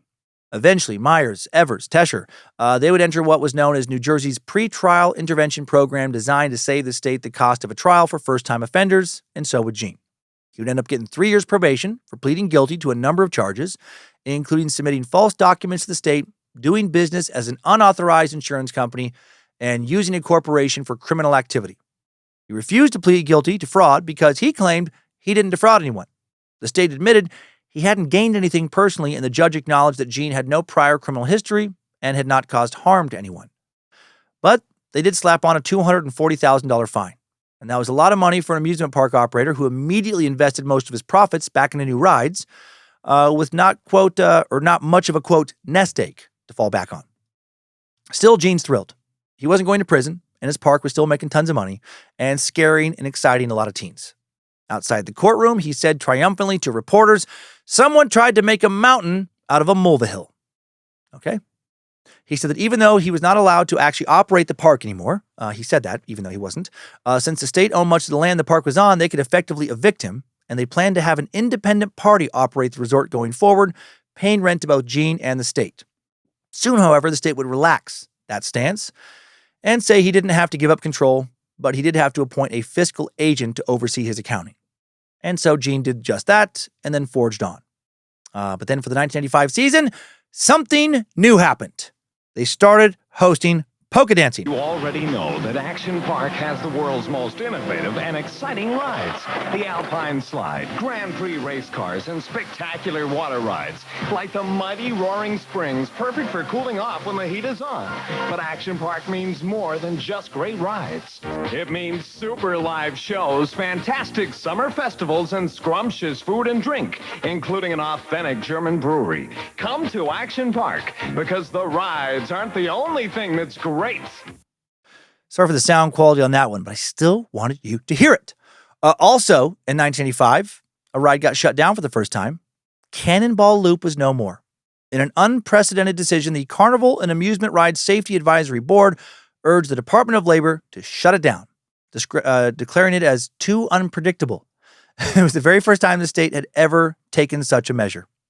God, when an advisory board that greenlights grocery store parking lot carnival ride shuts you down, you know that whatever they're worried about is dangerous as fuck. Perhaps the greatest change at Action Park in 1985, though, was a lack of change. There was no new rides, only repurposed ones, as money was now scarce. However, Gene could and did drum up money from investors via another tactic, not for a ride, but for an authentic German brewery. He wanted the exact tents, benches, pretzels, and beers that Germans used at the world-famous Oktoberfest. And based on that commercial you just heard, you know he got it. He met an investor who agreed to send him over to Germany, introduce him to a brewer who would proceed to take apart his brewery, ship it to the US of A wholesale. The only domestic part of the entire operation would be the water. This was another classic Gene idea. To bring an experience you might only have a couple times in your life, like swimming in a natural watering hole or going to Oktoberfest, and make it accessible to the masses in New Jersey and the surrounding areas. And like many classic Gene ideas, it also invited chaos in the form of drunk people. The beer they'd had before was not very good, and people only drank it out of necessity on hot days. This was different. The quality invited excessive consumption, which then invited excessive behavior. Gene would name the new thick lager Old World Classic Beer. As the brewery ramped up, Gene faced another employee shortage. Statewide, a prospering economy meant there were more jobs than people, meaning people could be choosier and not choose a place increasingly known for violence, chaos, and accidents. So recalling that the teen party/orgy had greatly increased applications, Gene tasked his son Andy with opening up a nightclub to keep employees happy, which of course quickly devolved into underage kids drinking fruit-flavored cocktails, hosting their own wet t-shirt contests, and fucking each other's brains out. This whole thing feels like a real-life version of Wet Hot American Summer. Screwballs, Spring Break, some other 1980s teen sexy comedy film. Gene had another idea, too. He asked Newark's mayor if he could start a program for low-income kids where a bus would take them to and from work at Action Park each day, keeping them out of trouble. Kenneth Gibson, the mayor, loved the idea, and on the first day, 50 fresh-faced employees arrived at the park, and they promptly disappeared to take rides, play basketball, enjoy themselves, and not work. It was a noble attempt, but a huge misfire. Gene next turned to travel subsidies, particularly for young people from Ireland and France who wanted to work in the U.S. after graduating college. Hilarious. A lot of the employees working at the a lot of employees working at the Bad Magic Wet Hot Summer Camp this summer, here in just a few weeks, will be coming from Ireland. Very excited for that, by the way, to see a lot of you there. Yes! Okay, the problem here was that they needed housing.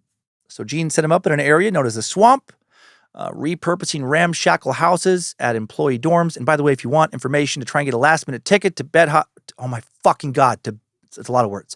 To Bad Magic, Wet Hot, to the Wet Hot Bad Magic Summer Camp. There we go. You can go to badmagicproductions.com. But anyway, this plan of his works great. To use the swamp as dorms. The foreigners had no family they needed to get back to, no personal obligations. They just wanted to hang out at the fucking park. Also that summer, in addition to replica Oktoberfest, Action Park would hold an Irish festival, and Action Park was still just as dangerous as ever. May 24th, 1985, a fire caused an estimated $100,000 in damages to a water slide ride, though it would not injure anybody. Park spokeswoman Julie Mulvahill, Gene's daughter, said the fire started when a red-hot piece of metal from a welder's torch dropped from a 100-foot slide tower and ignited some bales of hay beneath it, setting a year-old fiberglass water slide ablaze. The fire would not stop anyone from coming, though. The park had over 1 million visitors that year, up to 12,000 on busy weekends. And by the winter of 1985-1986, Gene was thinking about his next big venture. For much of the 1980s, paintball had been virtually illegal in New Jersey, the victim of language in the New Jersey Gun Control Act prohibiting any kind of design that too closely resembled an actual firearm. You needed a permit to own one, making a recreational paintball area a logistical nightmare. But when the state finally eased regulations, courses began popping up everywhere. So Gene brought in a paintball advisor along with a small armory of weapons to test out. Apparently, the salesman told him that it wouldn't hurt to get hit by a pellet, which the two of them decided to test out on some of Gene's employees. It did hurt, but not bad enough to not do it. It hurt just enough for players to feel like they'd really survived some shit, which was perfectly on brand for Action Park. And so the paintball attraction was a go. Unfortunately, as with the former beauty pageants, it was too easy for participants to group themselves into factions and declare war on one another, and guests would start literally pistol whipping each other once they ran out of pellets. Cue screaming, bloody faces, assault charges. One participant that we know of even aimed his gun at a fallen foe, put 2 in the back of his head, point blank, like a mob hit. Hell yeah, he did. Given half the chance, I would have loved to do that when I was 16. Meanwhile, based on Gene's recent criminal ruling, the 3 sides, Gene, the state, any new person who might step up to be Gene's partner, but really a supervisor, they were locked in a stalemate that summer. That was because, even without the state land, Gene still owned significant parts of the area, including the ski lodge, the brewery, Motorworld, and parking lots. It would be impossible to run the business without giving people a place to drink or park their cars, both things Gene could refuse if he did not care for the new guardian's decisions. The state couldn't do anything to force the issue either except shutter the park, which they were not going to do because Action Park made them a lot of fucking money. It had become integral to the local economy. So Gene eventually came up with a plan. It began with Robert Little, a member of the New Jersey General Assembly, a political ally of Gene's in Sussex County. Little agreed to sponsor a bill that offered an alternative solution. Instead of kicking Gene off the state-owned land, the bill proposed the state allow him to buy the nearly 1,300 acres outright. The state would normally balk at such a deal, but it was so desperate to end the stalemate, it was open to the idea. As much as a lot of politicians and regulators might not have liked Gene, they loved the tax revenue and the jobs that his park brought to the area. So after a few months of haggling and with the help of a lobbyist Gene hired, the new bill passed the state assembly, was approved by the State House Commission. Governor Tom Keene signed it under protest. Realizing there was no other solution, the DEP, which owned the land, was equally annoyed to lose this valuable slice of real estate. In a workaround, Keene and the DEP did build a provision into the deed mandating that a portion of the land considered environmentally protected only be used for conservation, recreation, or fish and game purposes. Gene then insisted that if the commercial prospects of the land had become limited, he should get a discount. So instead of paying well over $1.6 million, now he buys it for $837,000. He then quickly set about working to build some campgrounds. And it was soon discovered that in addition to being a politician, Robert Little, that member of the New Jersey General Assembly and Gene's political ally of from Sussex County, was also an appliance salesman. And Gene bought from him a stove, refrigerator, and microwave for every one of his hundreds of condo units now. Another one of this guy's side businesses. Classic case of you scratch my back, I'll scratch yours. Also, government corruption, but legal. somehow. The DEP would fight with Gene. It would do stuff like fine the park $10,000 for using a faulty ozone generator, typically used to keep water clear. That ended up releasing a toxic cloud of built-up ozone, causing 28 people to pass out. In response, Gene installed himself as a spokesperson, a sponsor for a group of Vernon townspeople who were protesting New Jersey's attempt to relocate some radioactive soil from a nearby defunct watch factory to an abandoned quarry in Vernon. Gene even threw a Live Aid-type concert called Action Aid, with proceeds going towards that cause. And finally, the state relented and shipped the soil to Nevada. So high off of that temporary victory, and with the renewed trust of the townspeople, Gene now starts planning another attraction for the summer of 1986, and we get another commercial. Action Park in Vernon is open again for business this summer, and we've got more action than ever with our new experience, Hellscape. Drive a weaponized dune buggy through a half-mile course full of burning buildings, flaming pools of gasoline, trapped employees willing to kill for their freedom, landmines, actual Russian soldiers shooting at you with real AK-47s, and demons. Can you and a friend in your mounted machine gun make it out alive? All the action this summer at Action Park. And a real commercial now. Fill your summer with action. Oh, hell yeah. Twist, turn, and burn action. And when it's hot, we've got the coolest action around, where you can swing, slide, and dive into crisp mountain water. This summer, catch the action at Action Park. There's nothing in the world like it. Love the new beat and guitar riffs. Gene called his new 1986 attraction the Aerodiem, and it was literally a propeller, the same type used in DC-3 planes, situated in the middle of a vertical wind tunnel, 20 feet high, 80 feet in diameter. Powered by a 700 horsepower engine, it screamed with enough force to take a multi-ton aircraft to cruising altitude in the sky. And Gene would use it to simulate skydiving. The gust from the propeller blade would blast people wearing special suits 60 feet up in the air. The propeller was covered by a steel netting, so guests wouldn't be shredded into oblivion if they came crashing down. As with many of the newer rides, Gene had seen it at an amusement convention. Because he considered it a temporary structure, he did not ask for site approvals and just put it up near the Alpine Center. And then noise complaints started to roll in. Condo owners living just 1,200 feet from the site were aghast at the throbbing machine that could make the dishes in their kitchen cabinets rattle. They complained, and to placate them, Gene hired a sound engineer, had him design a makeshift noise buffer for the engine. Following the engineer's instructions, the workers stacked up a series of trailers on 4 sides of the unit, acted as a big muffler, and actually worked pretty well. Within 2 weeks of opening the ride, Action Park logged a broken arm and a dislocated shoulder, but that didn't seem to stop anybody else from wanting to take a crack at it. And the new attraction drew big crowds all summer. Action Park, packed like always. But now Gene has another problem to deal with. One of the biggest insurance companies for theme and amusement parks, Balboa Company, went out of business after their underwriter collapsed in the summer of '86. Now, it was a lot harder for parks to get any kind of coverage at all. And with the government keeping an eye on him, Gene could not just pretend to have insurance again. The famous cyclone at Coney Island closed because New York demanded a $5 million policy for it, and the company which no company wanted to provide. However, in response to this, New Jersey Attorney General Michael Boker approved a plan with some lobbying from Gene, of course, and probably promises of giving him some campaign money in the future or something else akin to a bribe, that allowed all operators to forego the standard $100,000 in liability coverage per ride so they wouldn't get drained by exorbitant premiums. The old requirement would have meant maintaining $4 million in insurance for Action Park. The new rule said an operator could get away with a policy on bond as small as $250,000. Gene opted for only a notch above the bare minimum, posting a $300,000 bond on the entire park. Gene defended that by citing the fact that overall accidents were down, which was true. It seemed like people were finally developing an understanding that the risks involved or of them, and they were adjusting their behavior accordingly. But there was still the occasional accident. The following summer, 1987, a 55-year-old fractured his hip at the end of a water slide, died 3 weeks later from complications. Then on July 19th of that summer, an 18-year-old named Gregory Grandchamps drowned in the wave pool. Gene again survived the litigation, kept expanding. He was seemingly willing to do just about anything to keep his beloved park afloat, including some questionable things. 1988, he purchased the nearby Playboy Club Hotel for what was considered a bargain, $11 million. The club had struggled to maintain its flirtatious aesthetic in the rural ski area and passed through the hands of a revolving door of operators who had tried and failed to keep it afloat. Just buying a hotel, of course, was not questionable, but how he bought it was to help fund the acquisition.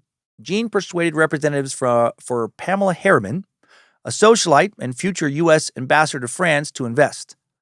He then sold the attached golf course, the only real item of value, to a Japanese billionaire named Itaro Itoyama, conducting the transaction on his preferred business stationery of choice, a cocktail napkin.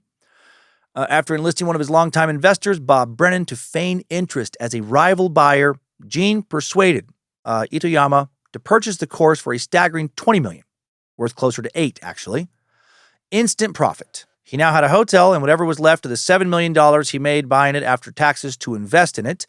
Fucking shady the way he did that with a fake competitor. Not something I would feel okay about doing, but from a strictly business perspective, obviously a savvy move. Gene took his extra money, built condos now. He left running the hotel to his business partner, Pamela Harriman, and he used the profits from the sale of those condos to keep his park running. Meanwhile, Harriman sunk most of her kids' trusts into a failing hotel, and her stepkids wound up suing her for losing their inheritances. A Vanity Fair story framed the whole thing as a giant con and called the hotel a fetid sinkhole. But it allowed Gene to keep doing what he was doing. With all the new money came decisions about what to do with it. There were, of course, some new attractions found at trade shows, like 1992's 70-foot-tall, two-station bungee jumping tower near the Alpine Slide. Patrons would pay $5, one of the few rides subcharges apart from the aerodrome, to ascend the 122 steps to the top of the platform and get buckled into a harness. Julie persuaded Snapple, then an upstart beverage company, to sponsor it. In exchange for renaming it the Snapple Snap-Up Whippersnapper, the company gave Gene a lump sum that he then turned around and gave to the ride's creator to cover costs, making the tower essentially free to have been built. Also in 1992, the new Gladiator Challenge Show attraction was opened, loosely based, well, I say loosely, pretty closely based, on the TV series American Gladiators. It allowed guests to compete against other guests in an obstacle course and against park-employed gladiators in jousting matches. Fucking awesome. Former bodybuilders Michael and Vince Mancuso designed the attraction, and the employees against whom guests would compete in the jousting matches were found by scouting local gyms. They were given names like Titan, Flash, Star, and Warrior. And those names happen to be the exact same names of gladiators from the TV show.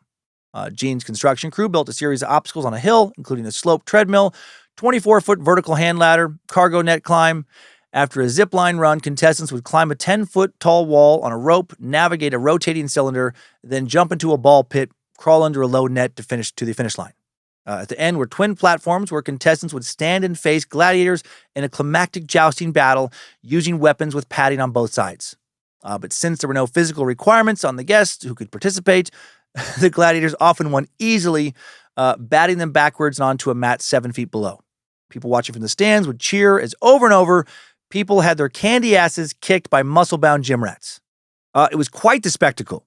And honestly, I would have loved to have been in that audience, baked out of my mind watching it.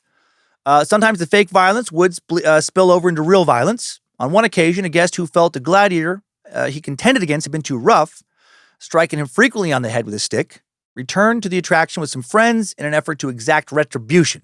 But then the gladiator called in backup of his own, and eventually a fucking huge brawl involving several dozen people, bloodied people, broke out. The Vernon police had to be called in to restore order. And then, of course, there was the matter of the copyright. Within weeks, Gene was served with a lawsuit from the Samuel Goldwyn Company alleging trademark infringement. Yeah, of course. Come on, Gene.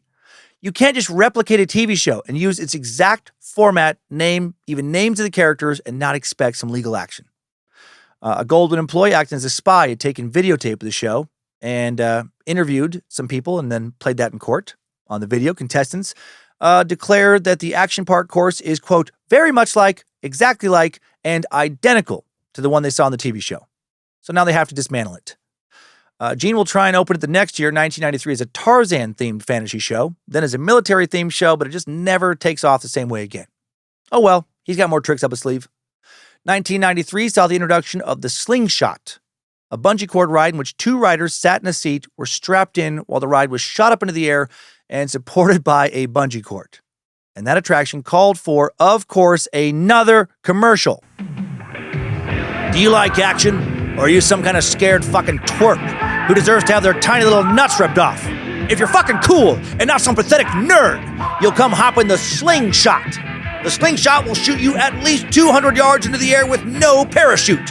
We literally don't know where you'll land. The base spins around, the operator's drunk, and we let a monkey hit the launch button.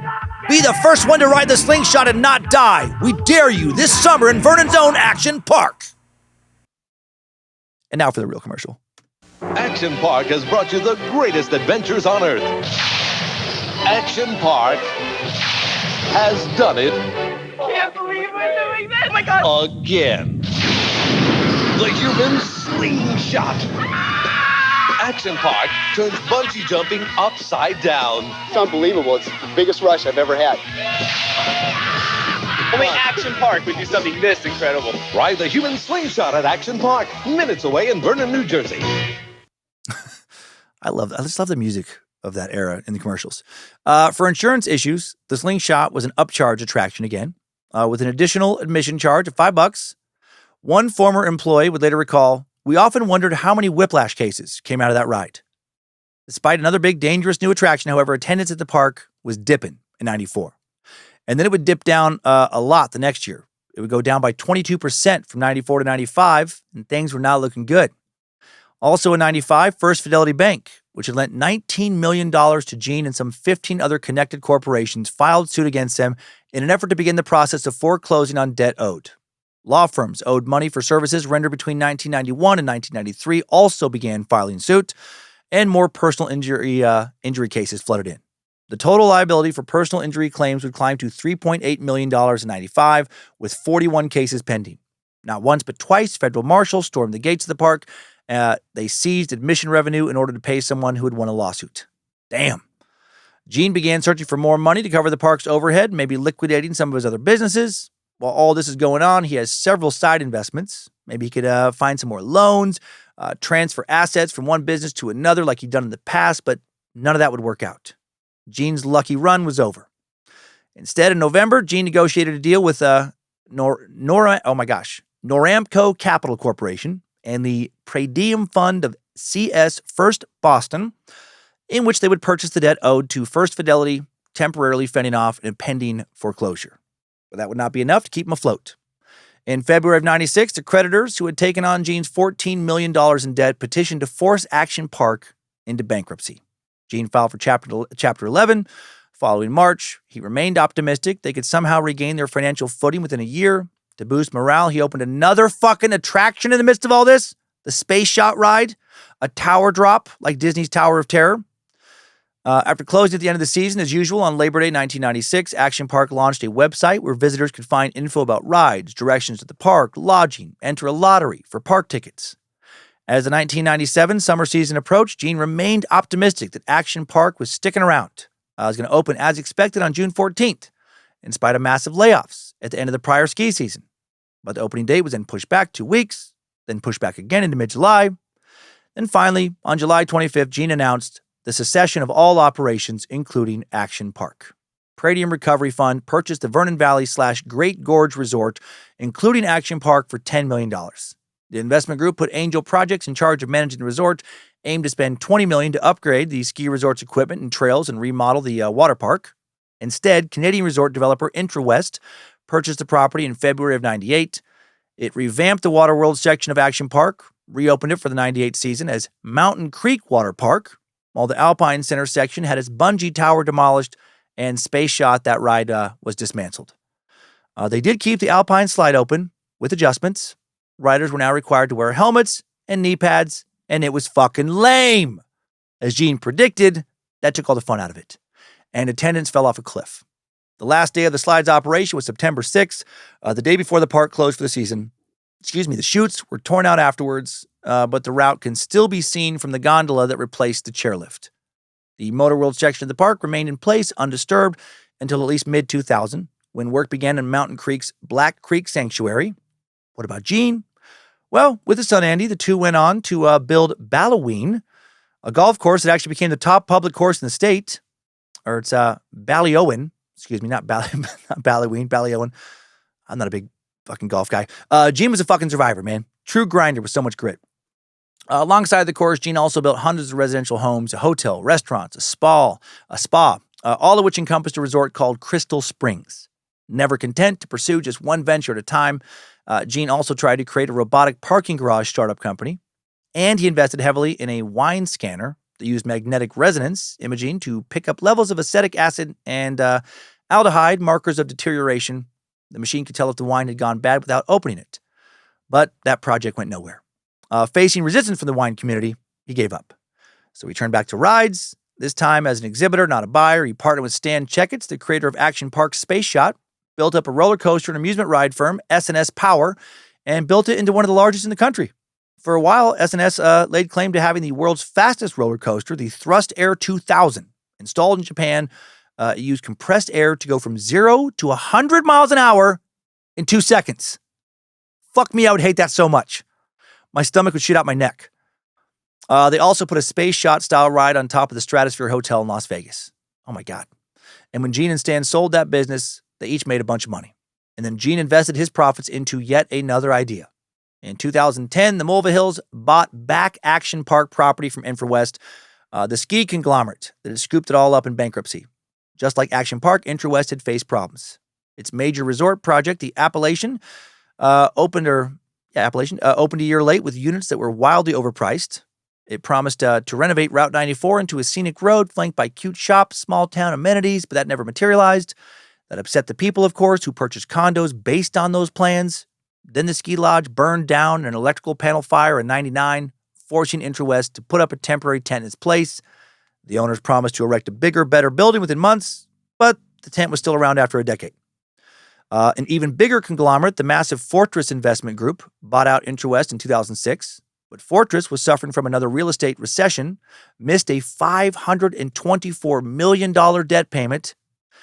Desperate to reinvigorate the property, InfraWest leased the water park to Palace Entertainment, but that didn't pan out either. And finally, they just announced they're just willing to sell it. Gene was willing to buy. He put in $700,000, got partners to fund the remaining $6.3 million, and he renamed the new facility Mountain Creek. Then his daughter Julie got to work, first restoring the ski lodge, improving on its 1960 design. Gene wanted it done in time for the 2011-2012 ski season. They also opened a fine dining restaurant called the Hawk's Nest, with a massive fireplace, giant windows, chairs made out of skis. And in the summer of 2010, they would open for a regular summer amusement season, just like the Action Park of old. But it just wasn't the same. Too safe, too lame. People did not scream excitedly when guests wiped out. Like a bunch of silly dickheads. They were concerned, tried to help them. The culture had shifted. Kids were more responsible. Nobody heckled. Giant brawls did not break out. Teen employees had no orgies. Because of regulations, there were no more risks. Though Gene would have kept trying to recapture his old 1980 Porky's magic, his time was running out, and he died October 27, 2012, of a suspected heart attack at the age of 78. His funeral coincided with the arrival of Hurricane Sandy, which bombarded New Jersey, washing out roads, downing power lines, causing gas shortages all over the Garden State. Fitting in a way. Family and friends were determined to make it to the funeral, to give Gene a proper send-off. Construction workers, investors, townspeople, former employees at the park, and more gathered at Christ the King Church in Harding Township to pay their respects despite the storm. After his death, his kids would keep trying to figure out his park, see if the biggest piece of Gene's legacy could survive in a new era. In 2014, they tried to capitalize on the park's history by renaming it Action Park, but soon, internet commentators began to mock the decision. News stories reported on the many accidents and deaths that happened under the Action Park name. Investors demanded a slogan to clarify the new Action Park was not the same. The Mulvahills came up with all the thrills, none of the spills. Pretty good fix. Ongoing disagreements between the investors would lead to the Mulvahills selling the park, though, to the Kaufman family, one of Gene's original investors, and then to the Snow Operating Company, which today has controlling interest in what is now called Mountain Creek Water Park. And the outfit's CEO, this is pretty cool, Joe Hession, a kid who once patrolled the parking lots at Action Park when he was 14. Mountain Creek is still open today in Vernon, New Jersey. Check out their commercial. Fuck you, bitch! You think you can hide from Action Park? We have to call ourselves Mountain Creek Water Park for legal reasons, but we still are rocking underage parties at Titty Hill, and we still don't give a fuck if you live or die. If you want action, come right along in our new Snake River. We've added literally thousands of cottonmouth vipers and anacondas to a new 3,000 feet tall water slide, and the snakes are never fed. They only eat the guests. Vernon's Action Park, the only amusement park in the world brave enough to fucking kill you. No, but they do. They do actually have a commercial. Don't let summer pass you by without making your trip to Mountain Creek Water Park. New York's closest and most unique water park is just an hour's drive away in nearby Vernon, New Jersey. Splash, slide, and jump into our 22 action-packed rides, slides, and attractions. Save big when you buy your tickets online at mountaincreek.com. Life is cooler at the mountain, so skip the traffic this summer and head to Mountain Creek. Summer elevated. I mean, good production value, but so sanitized, so safe, so lame after the violent thrills of Action Park. But you can visit. But you'll likely not be able to experience what you might have experienced as you flew across Surf Hill, shedding your bathing suit for a crowd of cheering spectators, or got pummeled by 100-mile-per-hour tennis balls, or got the shit beat out of you by a bodybuilder. Is that a good thing or not? Good job, soldier. You made it back. Barely.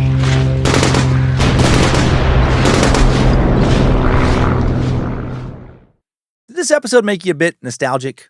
It did me, right? Action Park.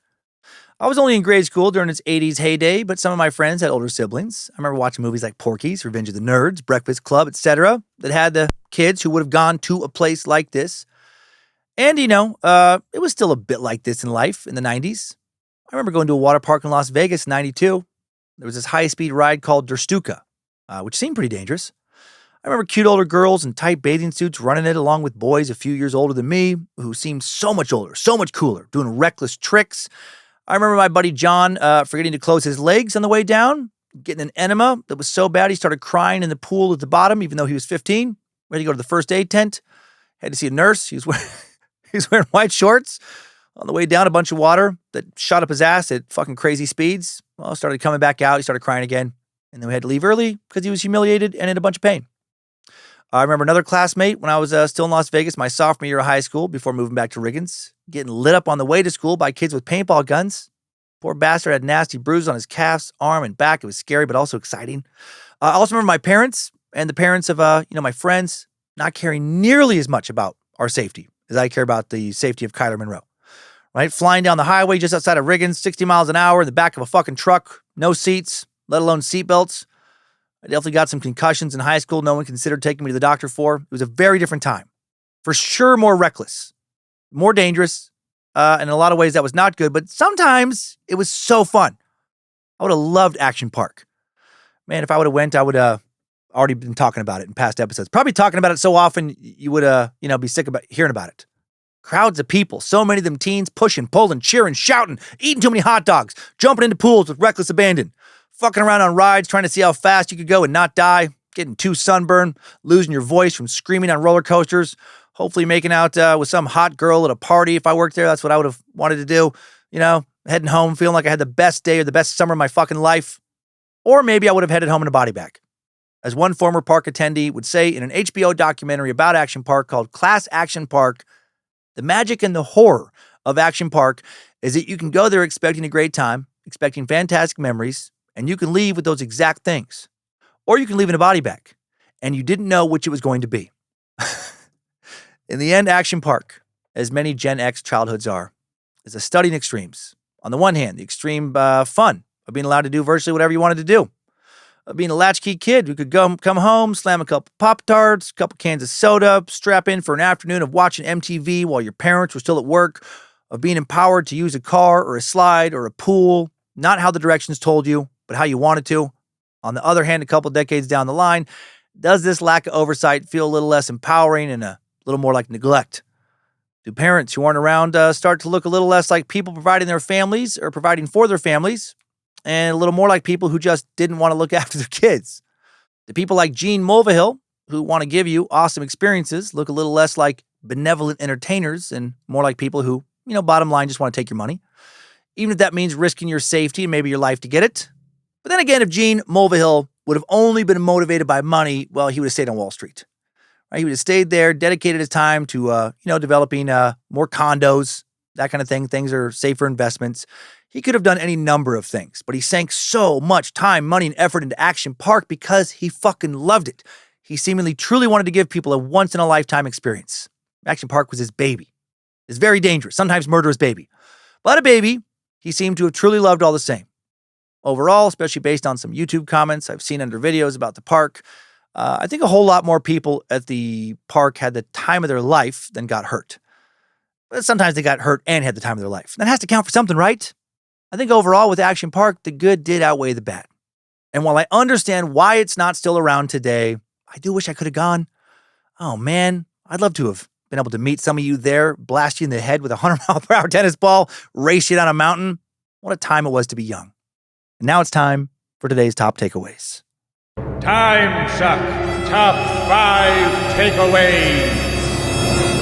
Number 1, Action Park opened in 1978 in Vernon, New Jersey, born out of Gene Mulvahill's desire to capitalize on his ski slopes on the off-season.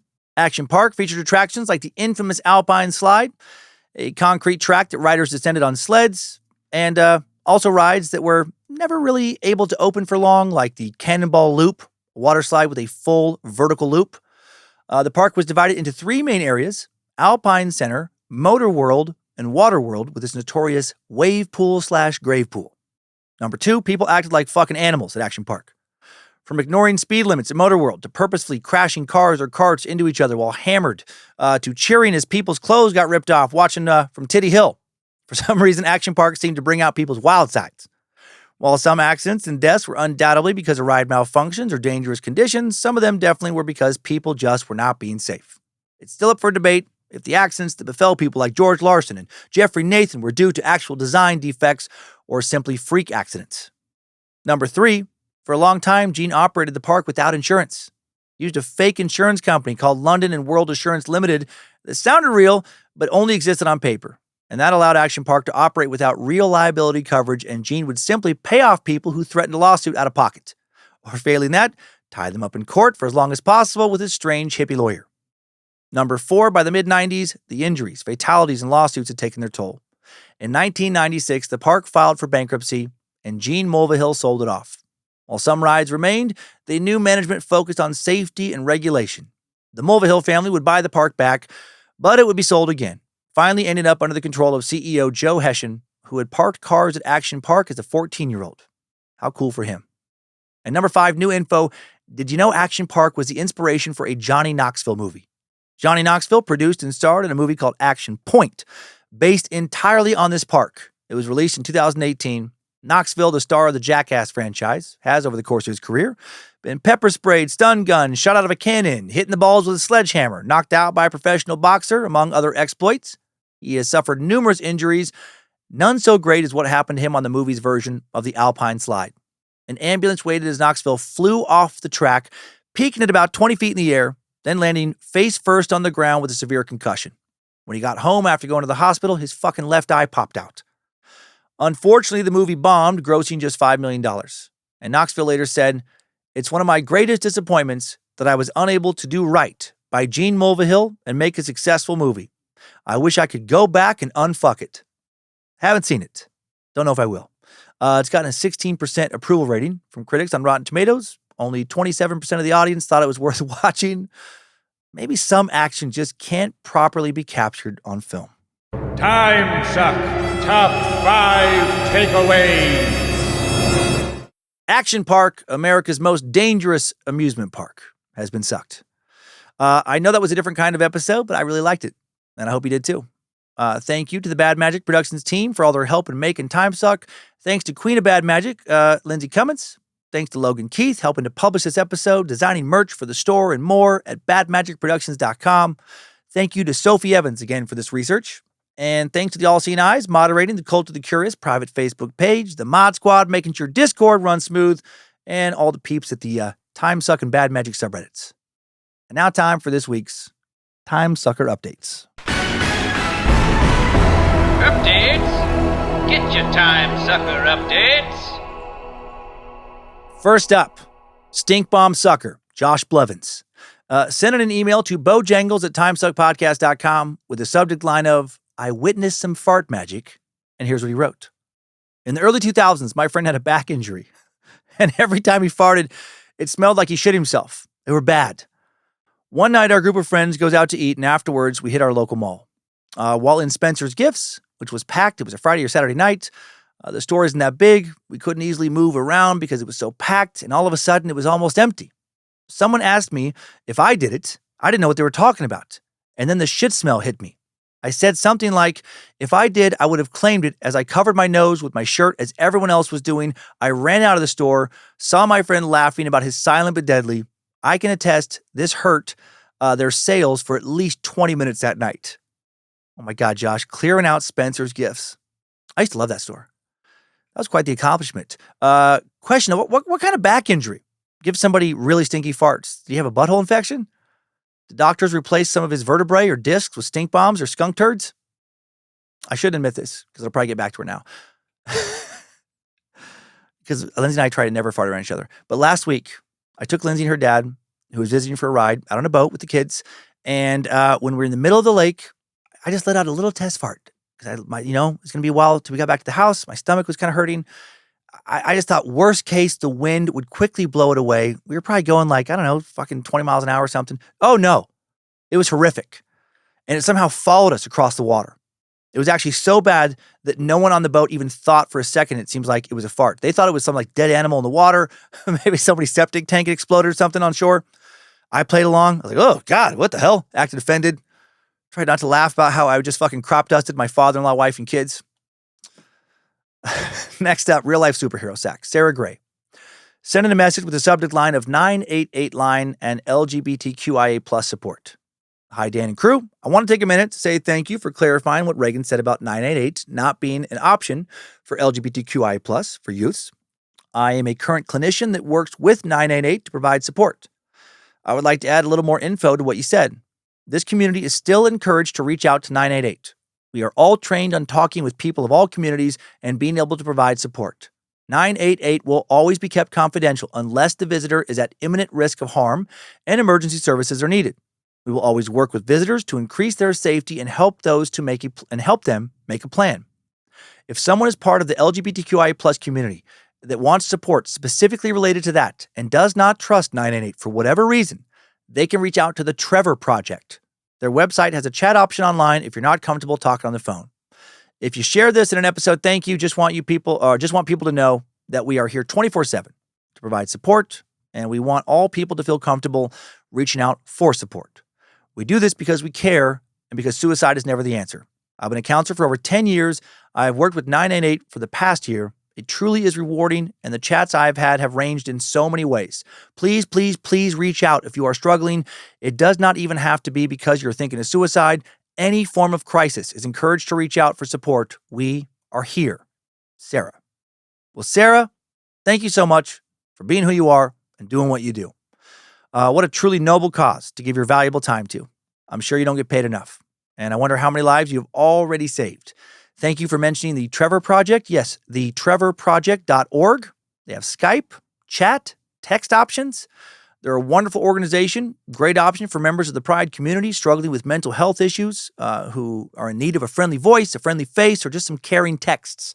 You're wonderful, Sarah. Don't stop being you, and hail Nimrod. And then finally, Blake from New Jersey is a sack with a tail.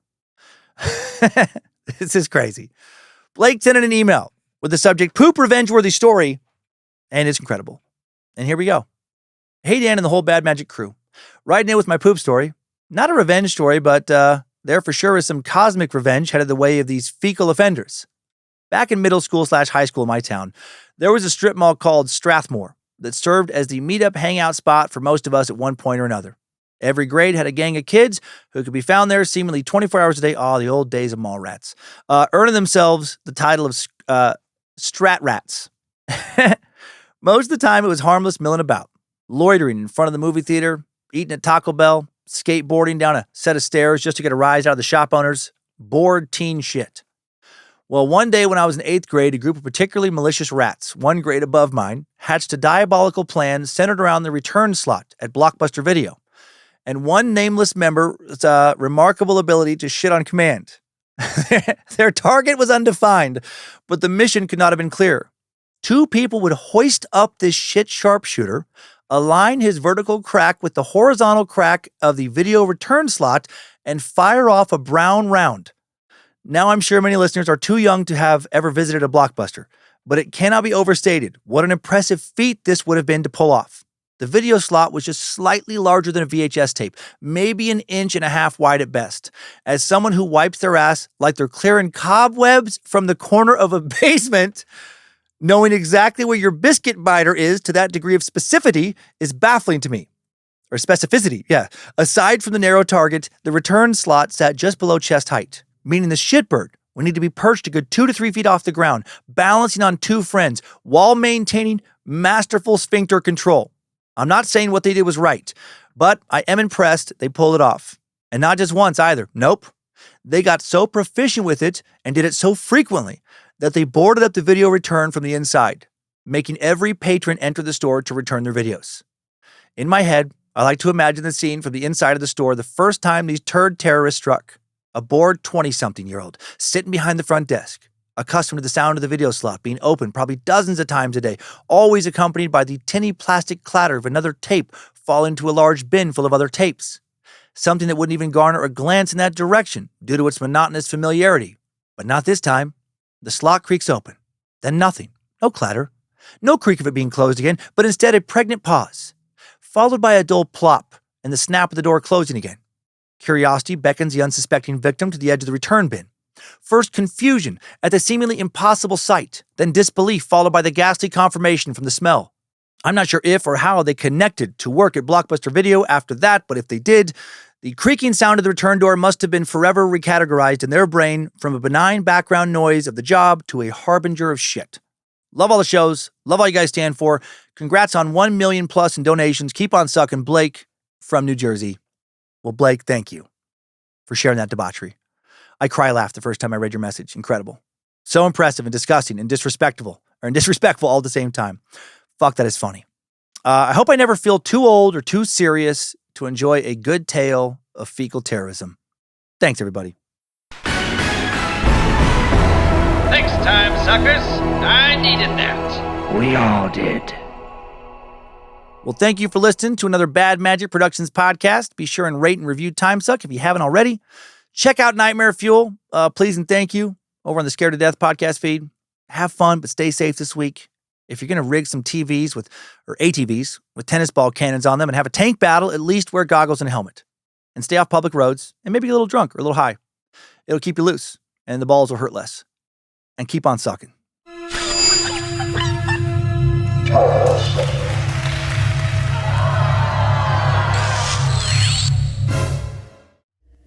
Bad Magic Productions. And now I want to wrap up with some testimonials found in the comment sections of various videos about Action Park from those who claim to have survived it. At WRX Tim09 posted, I was pushed off the diving cliff when I was 10 years old. My dad and I took a charter bus there from New York City with a group of people, and at the end of the day, half the people boarding the bus were scraped up, bruised, and bandaged. That place was awesome.